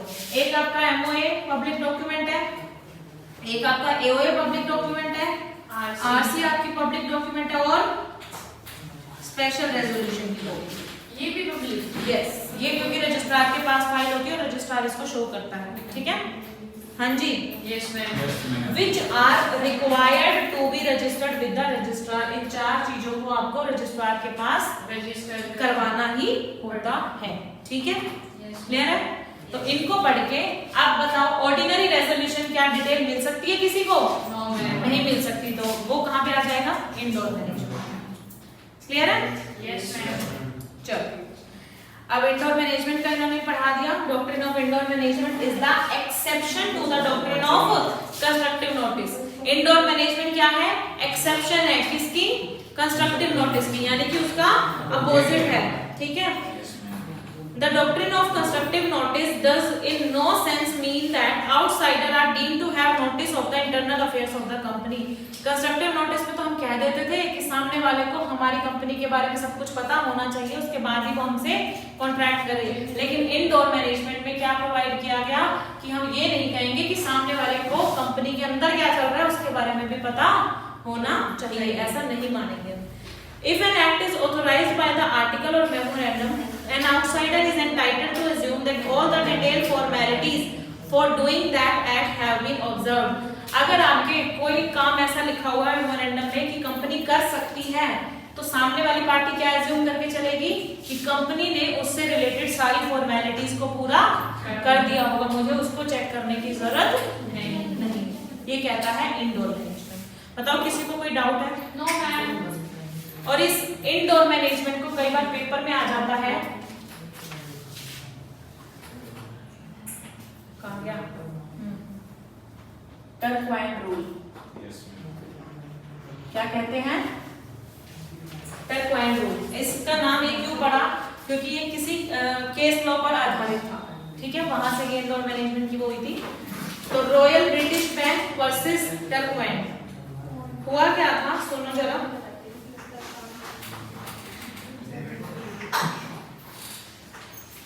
सुनो, एक कंपनी थी, ठीक है, मान लो बस इस कंपनी का नाम मत सुनना। एक कंपनी थी और यहाँ पर था एक ब्रिटिश बैंक। क्या था? British bank. ब्रिटिश बैंक ने कंपनी को क्या दिया था? लोन दिया था। ब्रिटिश बैंक ने कंपनी को लोन दिया था और कंपनी ने बदले में क्या दिया था इसको? सिक्योरिटी दी थी। कोई ना कोई तो सिक्योरिटी प्रोवाइड की होगी, तभी तो बैंक ने लोन प्रोवाइड किया है। बीच में एक बंदा आया, टर्क्वाइन। ठीक है, कितना बढ़िया नाम है। ठीक है, टर्क्वाइन एक बंदा आया, ठीक है,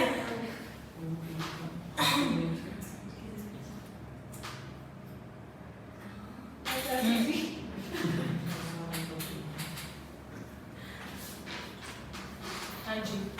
यहाँ पर क्या हुआ था? सिक्योरिटी तो प्रोवाइड की ही थी, साथ में ना एक बॉन्ड भी साइन किया था। सिक्योरिटी देखो किस चीज की प्रोवाइड की थी?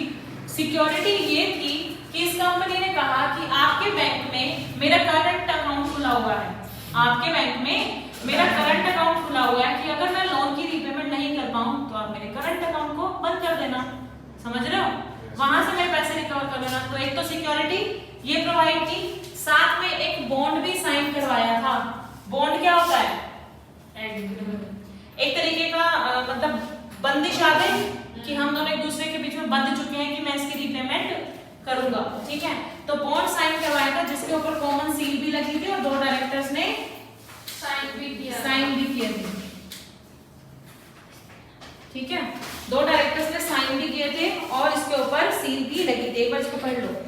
Mister Turquand was the official manager, यानी कि लिक्विडेटर। अब ये कंपनी ना इंसॉल्वेंट हो चुकी है, ये कंपनी इंसॉल्वेंट हो चुकी है और इस इंसॉल्वेंट कंपनी का लिक्विडेटर कौन अपॉइंट हुआ था? टर्क्वाइन। तो ये तो खत्म हो गई, समझ लो, ये तो इंसॉल्वेंट हो गई। अब ड्यूटी किसकी आ गई? लिक्विडेटर की। लिक्विडेटर क्या करेगा? इस कंपनी की जो भी एसेट्स हैं उसको बेच के पैसा रिकवर करेगा। तो देखो, इसलिए केस लॉ का नाम क्या पड़ा था? टर्क्वाइन वर्सेस ब्रिटिश बैंक। इन दोनों के बीच की बात थी अब, क्योंकि ये कंपनी तो क्या हो गई इंसॉल्वेंट, तो इसलिए इन दोनों के बीच की केस की बात थी। Mister Turquand was the official manager of the insolvent company, ठीक है। It was incorporated under the joint stock company. This the company had given a bond for 2000 pound to the royal British Bank. Company ने एक bond भी sign करके दिया था bank को, ठीक है, which secured the company's drawing on its current account। हम ये श्योरिटी दे रहे थे कि आपके बैंक में मेरा करंट अकाउंट भी है, अगर मैं लोन की रीपेमेंट ना कर पाऊं तो आप वहां से रिकवर कर लेना। A bond was under the company's seal or signed by 2 directors and the secretary. When the company was sued, it is alleged that under its registered deed of settlement, यानी कि article of association में directors only had power to borrow up to an amount authorized by the company resolution. Directors सिर्फ उतना loan ले सकते हैं जितना members resolution में लिखें, समझ रहे हो? डायरेक्टर्स कितना लोन इन्होंने क्या लिख दिया, सिर्फ इतनी सी बात लिख दी कि डायरेक्टर उतना लोन ले सकते हैं जितना उनको मेंबर्स परमिशन दे थ्रू रेजोल्यूशन। लाइन समझ में आ रही है? Yes ma'am. डायरेक्टर सिर्फ उतना लोन ले सकते हैं जितना कि मेंबर्स लिख दे, अमाउंट लिख दे, उतना ही लोन डायरेक्टर्स ले सकते हैं, ये परमिशन है, ठीक है। अब resolution had been pass, resolution तो पास किया गया, क्लास एग्जांपल समझ लो, रेजोल्यूशन तो पास किया गया लेकिन अमाउंट वाला कॉलम खाली छोड़ दिया। क्या किया? अमाउंट वाला कॉलम खाली छोड़ दिया। अब एक बात सुनना, जो थर्ड पार्टी है यानी कि जो ब्रिटिश बैंक था वो तो क्या पढ़ेगा आपका एमओए या एओए। एओए में क्या लिखा हुआ था, ब्रिटिश बैंक ने क्या पढ़ा कि एओए में लिखा हुआ है कि डायरेक्टर्स उतना लोन लेंगे जितना कि मेंबर्स परमिशन देंगे, और मेंबर्स परमिशन कैसे देते हैं? रेजोल्यूशन पास करके। मेंबर्स कैसे परमिशन देते हैं? रेजोल्यूशन पास करके, मतलब डिसीजन लेके रेजोल्यूशन पास करके डायरेक्टर को ऑथराइज करते हैं कि हाँ इतने का लोन ले सकते हो। ऐसी बात लिखी थी आपने एओए में, तो बैंक ने एओए पढ़ लिया, वहां से की बात उसको समझ में आ गई। अब बैंक क्या एज्यूम करेगा कि आपने रेजोल्यूशन पास कर दिया है, जितने का लोन आपने मुझसे लिया था उतने का आपने रेजोल्यूशन पास कर दिया है। क्या बैंक एज्यूम कर सकता है ना ये? क्योंकि उसने एओए पढ़ लिया, एओए में आपने जितनी बात लिखी थी उतनी बात बैंक को समझ में आ गई। अब अगर मान लो कंपनी ने यानी कि कंपनी के शेयर होल्डर्स ने रेजोल्यूशन तो पास कर दिया लेकिन अमाउंट वाला कॉलम ब्लैंक छोड़ दिया, तो इसमें किसकी गलती? तो यहाँ पर इंडोर मैनेजमेंट लग जाएगा कि कंपनी के अंदर क्या चल रहा है, कि आपने अमाउंट लिखा या नहीं लिखा, ये चेक करना मेरी ड्यूटी यानी कि ब्रिटिश बैंक की ड्यूटी नहीं है। ये आपको इंश्योर कर लेना चाहिए था। मैं तो ये मान के चलूंगा कि जो बात आपने आर्टिकल में लिख रखी है वो आपने पूरी कर दी है, तभी डायरेक्टर मेरे पास लोन लेने के लिए आया था। तो आपको लोन की पेमेंट तो करनी पड़ेगी, ठीक है। तो रेजोल्यूशन पास तो हुआ, had been pass, but not specifying how much director could borrow. आपने अमाउंट नहीं लिखा कि डायरेक्टर कितना बोरो कर सकता है। तो क्या डिसाइड किया गया? बॉन्ड वैलिड है, so the royal British bank could enforce the term, यानी कि वो केस कर सकता है। उसने ही said that bank was deemed to be aware that directors could borrow only up to the amount resolution allowed. Bank ने ये तो पढ़ लिया क्या कि आप डायरेक्टर्स जो है वो उतना लोन ले सकते हैं जितना कि मेंबर्स उसको अलाउ करें। तो ये बात तो मैंने पढ़ ली क्योंकि आर्टिकल ऑफ एसोसिएशन में आपने लिख रखी थी और मैंने कंस्ट्रक्टिव नोटिस को फॉलो कर लिया। लेकिन bank could not be deemed to know which ordinary resolution passed because these were not registrable। ordinary resolution को रजिस्ट्रार के पास रजिस्ट्रेशन कराना जरूरी नहीं होता, तो उसकी डिटेल मैं कहां से पढूं, रेजोल्यूशन मैं कहां से निकाल के लाऊं कि आपने रेजोल्यूशन में अमाउंट लिखा या नहीं लिखा। तो बॉन्ड वैलिड है, no requirement to look into the company's internal working. Bank को कंपनी के अंदर इंटरनल वर्किंग को चेक करने की जरूरत नहीं है। ये इंडोर मैनेजमेंट का रूल था और कंपनी के indoor affairs are the company's problem, ये बाहर वालों की प्रॉब्लम नहीं है। तो बैंक क्या कहेगा, मेरे को दो, मेरा लोन वापस चाहिए, रीपेमेंट चाहिए, और बैंक कोर्ट जो है वो उसको रीपे करवाएगा। बताओ समझ में आया? डरपोइंट रूल। Yes ma'am. अभी भी डाउट है तो पूछ लो अच्छे से। बहुत मेहनत करवाई है मैंने, अभी 3 पॉइंट्स और भी हैं, ठीक है। वो क्या है सुन लो जरा। अब क्या है, इंडोर मैनेजमेंट का अगर आपको पॉइंट समझ में आ गया तो अब इसके एक्सेप्शन भी समझ में आ जाएंगे। इंडोर मैनेजमेंट क्या कहता है कि सामने वाली पार्टी को कंपनी के इंटरनल अफेयर्स को जानने की जरूरत नहीं है। इंटरनल अफेयर्स जानने की जरूरत नहीं है, ठीक है। हम ये मान के चलेंगे कि आपने सारी फॉर्मेलिटीज को पूरा कर दिया है, कंपनी ने सारी फॉर्मेलिटीज को पूरा कर दिया है, यानी कि प्रोटेक्शन मिली किसको? क्रेडिटर को। आपको आपके लोन की रीपेमेंट मिल जाएगी, आप चिंता ना कीजिए। अब आता है इसका एक्सेप्शन। एक्सेप्शन मतलब अब क्रेडिटर को प्रोटेक्शन नहीं मिल पाएगी, चाहे इंडोर मैनेजमेंट लग रहा है फिर भी इसके लोन की रिकवरी नहीं हो पाएगी। वो कैसे? अगर आपका केस है एक्चुअल और कंस्ट्रक्टिव नॉलेज ऑफ इररेगुलरिटीज, अगर आपको पता था, अगर आपको कहीं से भनक लग गई थी, आपको पता था क्या कि इररेगुलरिटी चल रही है कंपनी में, फिर भी आपने लोन दिया। अभी बात बताओ, वो क्या कहते हैं, जीती मक्खी नहीं निगली जाती, क्या होता है वो? चाय में आपने देख ली तो आप नहीं निकल सकते ना सॉस को, बिना देखे तो कुछ भी खा लेते हो। होटल में अंदर क्या चल रहा है किचन में हमें नहीं पता, लेकिन हाँ बड़े टेस्टी है कि नहीं गौरव? मैं मेरे पीछे क्यों पड़े, मैं ही खाता हूँ क्या सिर्फ, है ना? लेकिन अगर आप एक बार किचन जाके देख लो तो क्या आप खा पाओगे? क्या पता मैं अच्छे से वो तो फिर खा ही लोगे। और अगर फिंगर वहां पे मोटे मोटे चूहे खा पाओगे? एक्सेप्शन होता है, ठीक है।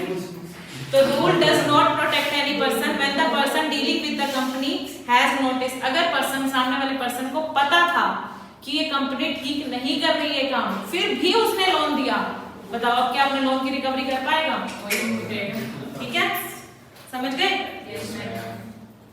नेक्स्ट पढ़ाओ। अब आता है सस्पिशन ऑफ इररेगुलरिटी।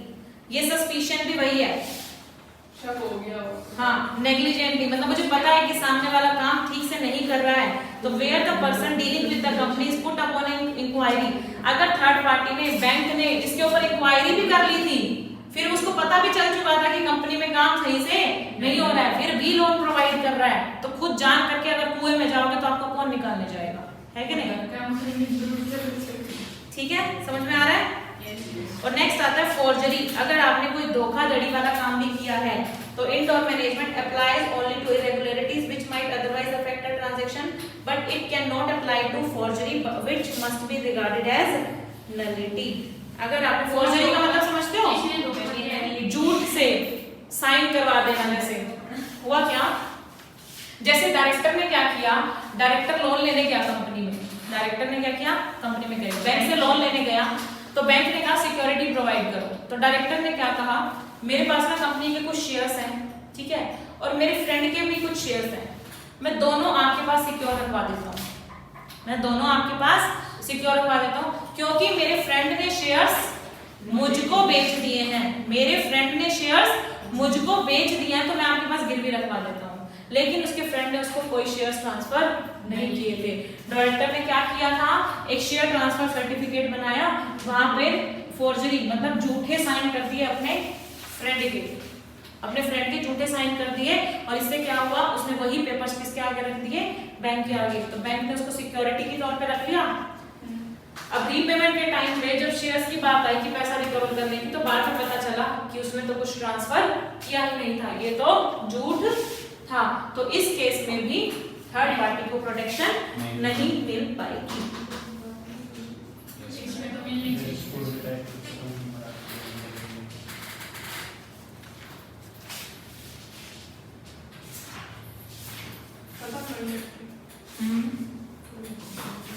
बस मैम नहीं, एक चीज रहता है, कॉर्पोरेट भी रहता है इसमें। मैं पहले इसको हाईलाइट करवा दूं।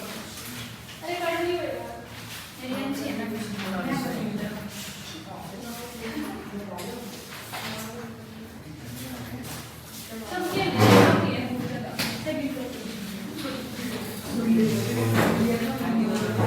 तो समझ में आए इरेगुलरिटी वाले?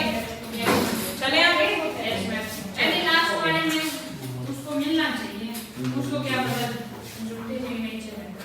देखो आपने जब कंपनी उस पे क्या कहते हैं ट्रांसफर सर्टिफिकेट पे झूठे साइन किए और कंपनी की सील भी लगा दी उसके ऊपर, है ना? आपके पास जबकि ऐसे झूठी सील लगाने का कोई ऑप्शन था नहीं, फिर भी आपने लगा दी और बैंक ने आपको लोन प्रोवाइड कर दिया, तो क्या कंपनी डिनाई कर सकती है आप? देखो बाद में ये प्रूफ हो गया कि डायरेक्टर ने ऐसा किया था, मतलब झूठे साइन करे थे और कंपनी की सील लगाई थी जबकि उसको परमिशन नहीं थी, जबकि उसको परमिशन नहीं थी। बाद में ये प्रूफ हो गया तो सामने वाले को बताओ मिलना चाहिए भाई। आप ट्रांसफर सर्टिफिकेट जो आप अपने पास सिक्योरिटी के तौर पे रखवा रहे हो तो एक बार चेक तो कर लो, सामने वाले पार्टी से कंफर्म तो कर लो कि उसने शेयर ट्रांसफर किए भी थे या नहीं। लेकिन उससे सील होती है, वो दूसरे तो भाई दूसरी बात की।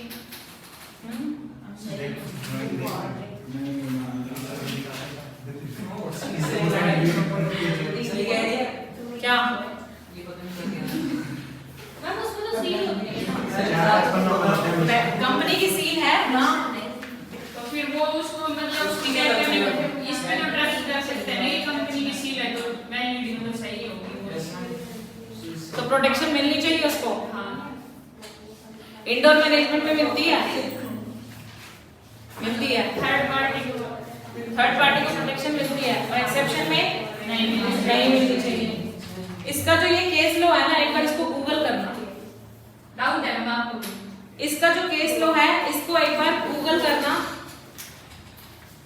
ये जो नाम है रुबेन वर्सेस ग्रेट फिंगोल कंसोलिडेटेड, ये सब कंसोलिडेटेड, ठीक है। इसमें प्लेंटिफ जो था, जो केस करने वाला था, was the transfer of share certificate issued under the seal of defendants company secretary who has affixed the seal of the company and for the signature of two directors issued the certificate. Plaintiff ने contend किया that where the signature were genuine or forged was a part of internal management. Transferor था उसका friend और transferee कौन था? जिसने जाके गिरवी रखवाया, ठीक है। और केस भी वही कर रहा है।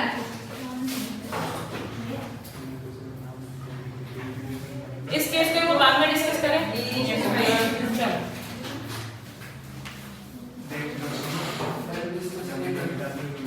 एक मैं वो बता देती हूँ, corporate wheel theory. Corporate wheel इसका मीनिंग क्या है सुनना जरा। कॉर्पोरेट व्हील थ्योरी का मतलब क्या है? इसको आप रिलेट करोगे किससे? Separate legal entity. ये कंसेप्ट क्या होता है? Very good. ये क्या है? कंपनी, ठीक है। और ये क्या है? मेंबर्स, ठीक है। इन दोनों के बीच में क्या बना हुआ है? ये एज्यूम कर लेना, ये पर्दा है, ठीक है। पर्दा, ठीक है। क्या है ये? पर्दा लग नहीं रहा? कंपनी और मेंबर्स दोनों के बीच में एक पर्दा है, ठीक है। कंपनी अलग है और मेंबर्स अलग है, ठीक है।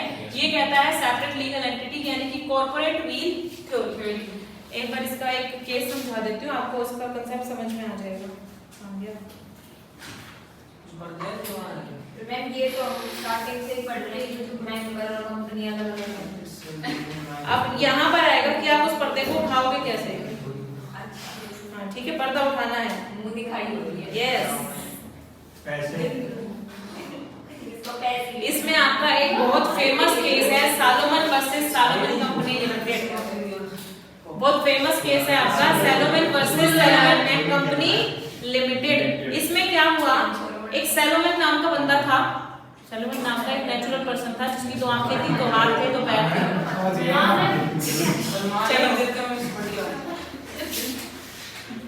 अब इस पर्सन ने क्या किया?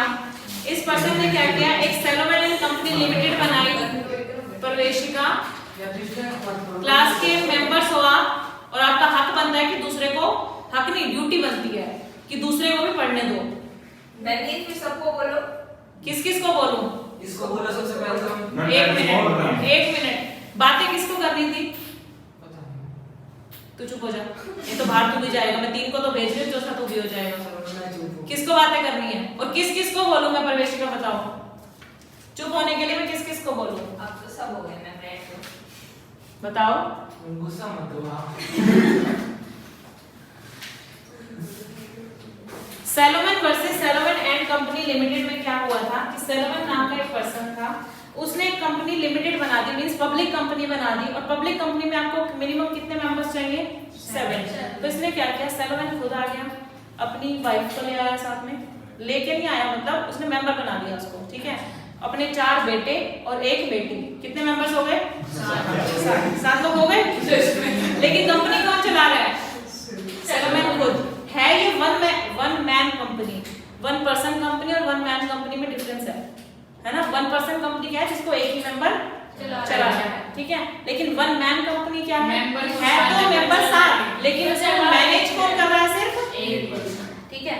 अब इसने क्या किया, this company took over the personal business asset of Salomon और in turn Salomon took 20,000 shares debentures. इसमें क्या किया, सैलोमन पहले क्या कर रहा था, बिजनेस चला रहा था अपना, कौन सा?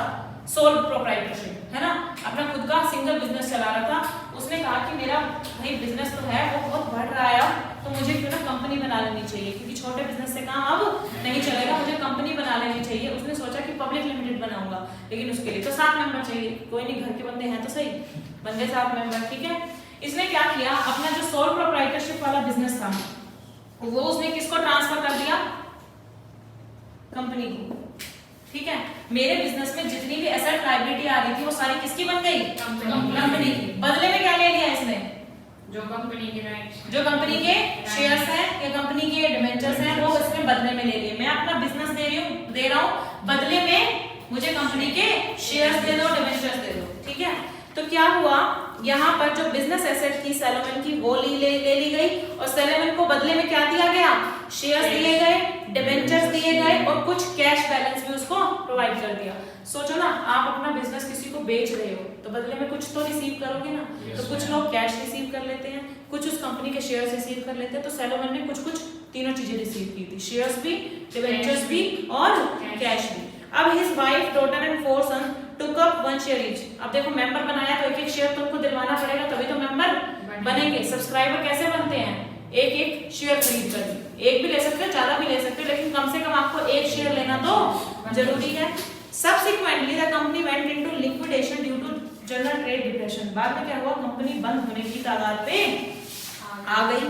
जो अनसिक्योर्ड क्रेडिटर थे इतने के, उन्होंने कहा Salomon could not be treated as secured creditor of the company in respect of debentures held by him, as he was the managing director of one man company, which was not different from Salomon, and the clock of the company were a sham and fraud.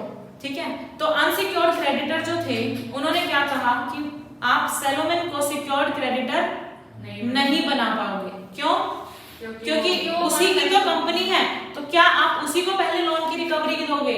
नहीं, हमें भी पैसा मिलना चाहिए। Unsecured creditor है Salomon भी, तो जितना पैसा हमको रिकवर करवाओगे उतना ही आप सैलोमन को करवाओगे। सैलोमन का ओहदा हमारे से ऊपर नहीं करोगे। क्या बात ये सच है? देखो हुआ क्या, जब कंपनी की लिक्विडेशन हुआ, कंपनी बंद होने जा रही थी, कंपनी क्या होने जा रही थी? बंद होने जा रही थी। तो कंपनी ने क्या कहा, मतलब कंपनी का बंदा कौन है? सैलोमन। उसने कहा कि सबसे पहले मैं अपने लोन की रीपेमेंट करवाऊंगा, जो मैंने डिबेंचर्स होल्ड किए हुए हैं, पहले मुझे पेमेंट मिलनी चाहिए। उसके बाद अगर कंपनी की एसेट से कुछ पैसा बचेगा तो वो मैं अनसिक्योर्ड क्रेडिटर्स को दूंगा। ठीक है। अब अनसिक्योर्ड क्रेडिटर्स ने ऑब्जेक्शन रेज कर दिया कि सैलोमन खुद तो इस कंपनी को मैनेज कर रहा है और खुद अपने आप को क्या कह रहा है कि मैं तो सिक्योर्ड क्रेडिटर हूं और बाकी सारे अनसिक्योर्ड क्रेडिटर हैं। तो क्या उनकी बात सही है या गलत है? सही है। क्यों सही है? मैम वो भी तो अनसिक्योर्ड ही है। क्यों? डिबेंचर अनसिक्योर्ड होते हैं? सिक्योर्ड होते हैं ना। पर मैम उससे तो शेयर्स भी वो रखते हैं। डिबेंचर्स की बात करो और लोन की बात करो। शेयर्स तो वो ओनर है ना वहां का, शेयर्स की तो बात ही अलग हो गई। शेयर्स की तो पेमेंट ही बाद में होगी, सबसे लास्ट में होती है ना इक्विटी शेयर्स वालों की पेमेंट। पहले पेमेंट किसकी होती है? सिक्योर्ड क्रेडिटर्स की, है ना। और डिबेंचर्स किस में आएंगे? सिक्योर्ड में। तो उसने कहा कि पहले पेमेंट मुझे मिलनी चाहिए, उसके बाद अनसिक्योर्ड की पेमेंट होनी चाहिए। तो ये बात बताओ सही है या गलत है? सही है। सही है। सैलोमन भले ही उस कंपनी को मैनेज कर रहा है, लेकिन कंपनी और सैलोमन दोनों क्या है?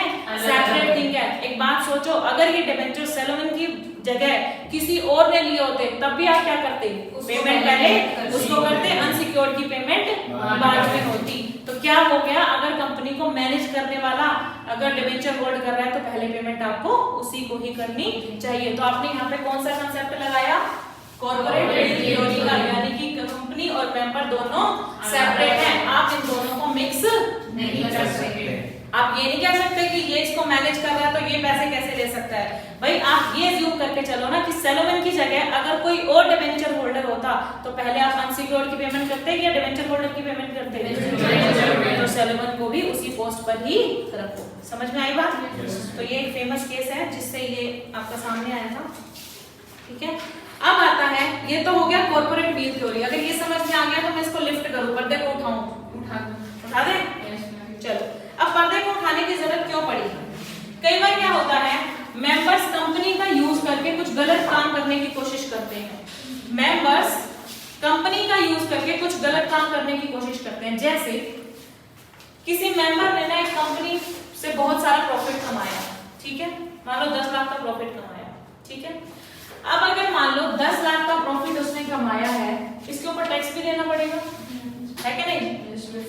टैक्स भी तो मांगेंगे, जितना कमाया उसके ऊपर टैक्स भी दो। तो इसने मेंबर्स ने क्या किया, झूठ की 3-4 कंपनियां बना दी। क्या किया?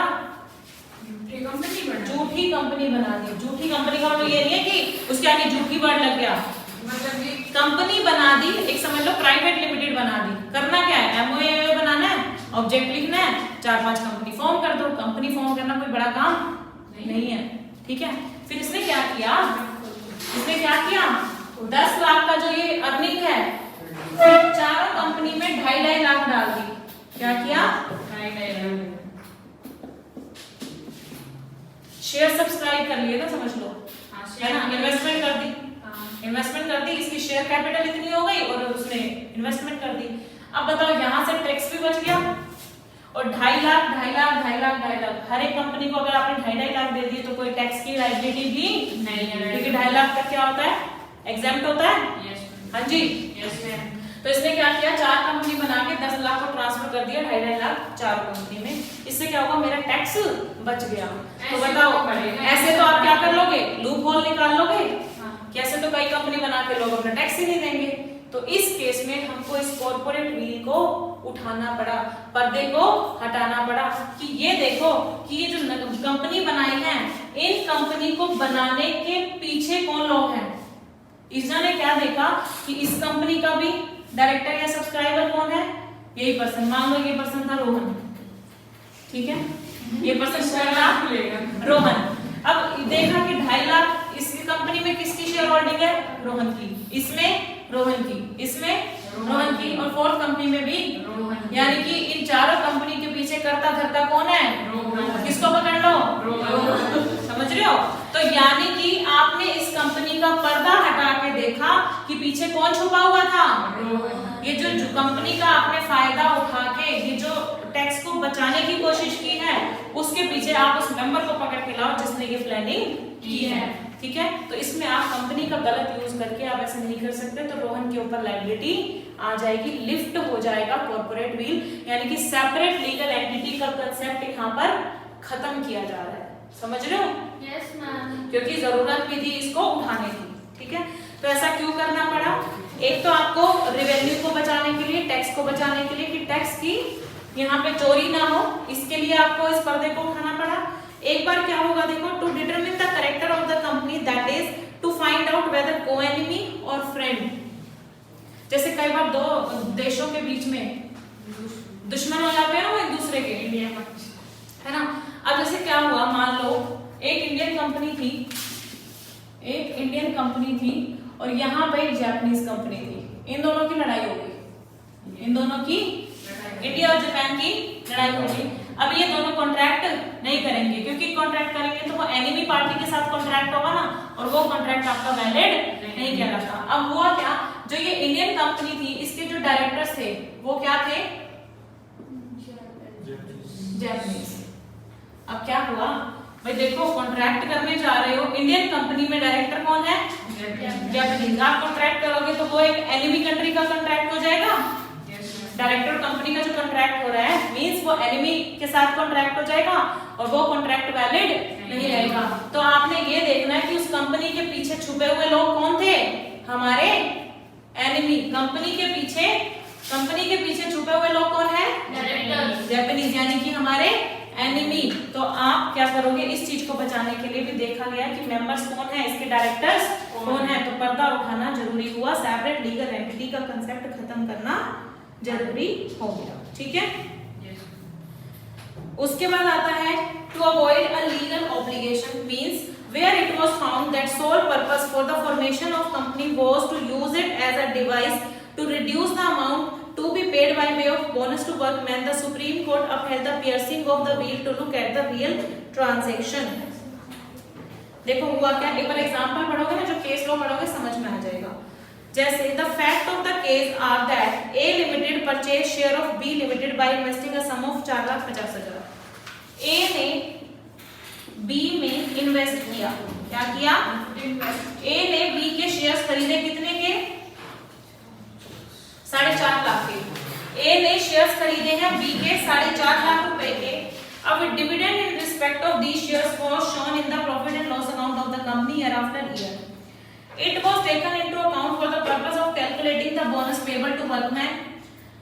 Sometime in 1968, the company transferred the share of B Limited to C Limited, a subsidiary wholly owned by it. A Limited की एक और सब्सिडरी थी C, जो कि wholly owned थी, यानी कि wholly owned का मतलब 100% शेयर्स किसके पास थे, A के पास थे। तो dividend income did not find place in the P&L account of, क्या हो गया, कुछ नहीं, ठीक है। Dividend in respect of these shares was shown in the P&L of the company year after year. It was taken into account for the purpose of calculating the bonus payable. अब सुनो, B company क्या देती थी A को, dividend, shares खरीदे थे ना, A ने B के शेयर्स खरीदे थे, तो B बदले में उसको क्या देगी, डिविडेंड देगी। तो A के P&L अकाउंट में ये डिविडेंड जो है वो A की क्या है, इनकम है। तो A के P&L अकाउंट में ये इनकम साइड में आना चाहिए डिविडेंड। तो जब इसका प्रॉफिट एंड लॉस अकाउंट बनाया जा रहा था तो इनकम साइड में हमने डिविडेंड दिखाया, जो कि हमें कहां से रिसीव हुआ था, B से। तो इस इनकम को हमने कंसीडर किया, मतलब इस इनकम को हमने यहाँ पे दिखा रखा है। तो इस A कंपनी के ऊपर लायबिलिटी क्या आ गई कि ये जो कमा रही है ना, इस कमाई के बदले इसको यहाँ एक्सपेंस में एक बोनस देना चाहिए अपने मेंबर्स को। क्या करना चाहिए, बोनस देना चाहिए अपने मेंबर्स को।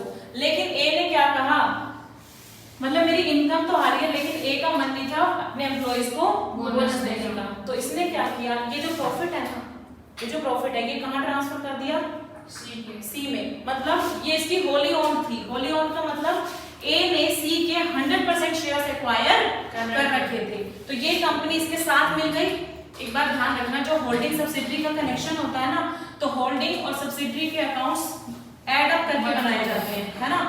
A की शेयर कैपिटल प्लस C की शेयर कैपिटल, A की इनकम प्लस C की इनकम। तो A ने अपनी इनकम को कहां पे मर्ज कर दिया, C की इनकम में। उसने कहा ये तो C की इनकम है, तो मेरे ऊपर तो लायबिलिटी बोनस की C को पे करनी पड़ेगी, मतलब उसको देना पड़ेगा। देखो C छोटी कंपनी थी, जैसे यहाँ क्या हुआ, इनकम इतनी ज्यादा हो गई कि A के ऊपर लायबिलिटी आ गई कि आपको बोनस पे करना पड़ेगा। मतलब बोनस की लायबिलिटी तब आती है जब आपका इनकम इतने से ज्यादा हो जाए। बोनस की लायबिलिटी कब आती है, जो ज्यादा इनकम हो। जैसे कुछ कंपनीज ऐसी होती हैं जिनके ऊपर बोनस की लायबिलिटी कंपल्सरीली होती है कि अगर आप इस टाइप की कंपनी हो या आप इस टाइप के वर्कर रखते हो, इतने नंबर ऑफ वर्कर रखते हो, तो आपको बोनस पे करना पड़ेगा, है ना।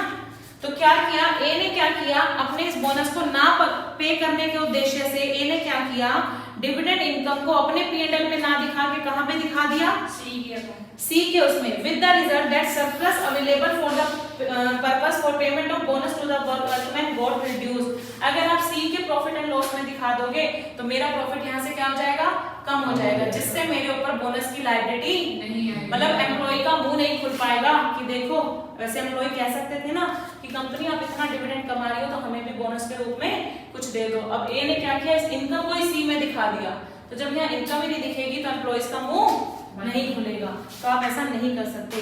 तो हियर जो company created a subsidiary and transfer to it its investment holding to in a bid to reduce its liability to pay bonus to its worker. यानी कि यहाँ पर जो एक कंपनी है, ए कंपनी ने कि जबरदस्ती सी कंपनी को बनाया, उसके शेयर सब्सक्राइब किए, यानी कि ये तो सी क्या है, फेक कंपनी है ना, जिसमें उसने अपनी इनकम को ट्रांसफर कर दिया, है ना। तो आपने क्या देखना है कि सी कंपनी के पीछे कौन है, ए कंपनी, और उसका उद्देश्य क्या है सी को बनाने का। तो उसका उद्देश्य ये था कि वो अपने वर्कर से इस इनकम को छुपा सके ताकि वर्कर उससे बोनस की डिमांड ना कर पाए। तो इस केस में भी आपको ये पर्दा उठाना जरूरी था और ए के ऊपर लायबिलिटी लानी जरूरी थी कि अगर कोर्ट करेगी सारा काम। ये केस लो जो मैं पढ़ा रही हूँ सब कोर्ट में गए हुए और कोर्ट के डिसीजन आएंगे कि ए को ले जाएंगे केस कोर्ट में। हाँ बिल्कुल, कैसा ऐसा हुआ था, ठीक है। तो कोर्ट क्या डिसाइड करेगी, ए को एम्प्लॉइज को बोनस देना पड़ेगा, ठीक है। समझ आया? नेक्स्ट आता है formation of subsidiary to act as agent. यहीं से एक कंसेप्ट निकल आया था कि अगर कोई कंपनी किसी सब्सिडरी कंपनी को एजेंट की तरह काम करवाती है, एजेंट की तरह काम करवाने का मतलब देखो एक बात सुनो, जब भी कोई कंपनी मान लो ए लिमिटेड, ठीक है, इसने सी लिमिटेड में 100% शेयर एक्वायर किए, 100% शेयर एक्वायर किए, यानी कि ये कंपनी किसने बनाई है, सी कंपनी, ए ने ही बनाई है। तो ये हो गई होल्डिंग और ये हो गई सब्सिडरी। अब मेरी बात सुनना, ये दोनों एक दूसरे से अलग अलग ही हैं, ये होल्डिंग है और ये सब्सिडरी है। मैंने आपको सिर्फ अकाउंट्स को मिलाने के लिए कहा है, कंपनी को मिलाने के लिए नहीं कहा। ये अलग है और ये अलग है, ठीक है। आप ऐसा नहीं कहोगे कि सी लिमिटेड ए लिमिटेड के अंदर मर्ज हो गई, मर्जर अलग चीज है। सी लिमिटेड ए लिमिटेड के अंदर मर्ज नहीं हुई, सिर्फ उसके अकाउंट्स मर्ज हुए हैं, उसकी इनकम, उसकी एसेट्स, उसकी लायबिलिटी इकट्ठी हो रही है, लेकिन सी लिमिटेड अलग काम कर रही है और ए लिमिटेड अलग काम कर रही है। तो अगर आप इस उद्देश्य से कोई कंपनी बनाते हो कि वो आपके अंदर इंक्लूड हो रही है, मतलब आप उसको एजेंट की तरह इस्तेमाल नहीं कर सकते, इस केस में भी पर्दा उठा दिया जाएगा और होल्डिंग कंपनी ने जो ये जबरदस्ती फेक कंपनी बना दिया है उसको, उसकी एग्जिस्टेंस को खत्म कर दिया जाएगा। हाँ बोलो। इसमें जो इनकम ये सारी इसको ट्रांसफर करनी, तो अब इसकी भी तो इनकम बढ़ जाएगी। किसकी? सी की। हाँ तो फिर इसको भी देना पड़ेगा, तो इसकी भी फिर एक बात बताओ, सी लिमिटेड के पास जो सी लिमिटेड अपना कोई काम नहीं कर रही, सी लिमिटेड अपना कोई काम नहीं कर रही।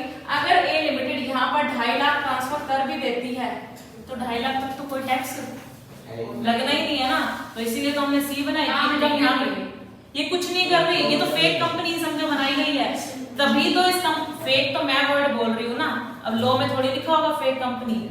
ये तो आपको ढूंढना है कि ये फेक है या रियल है।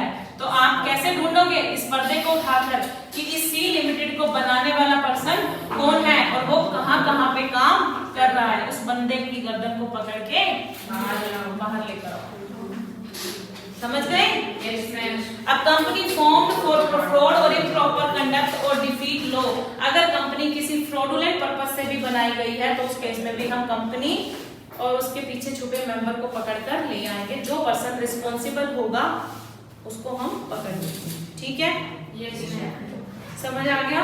Yes ma'am. जो इम्पोर्टेंट हाईलाइट करवाऊं। चलो, तो आज का ये कंसेप्ट होता है यहीं पर खत्म, ठीक है? रिकॉर्डिंग ऑफ बंद कर दो उसमें। मैंने एक बार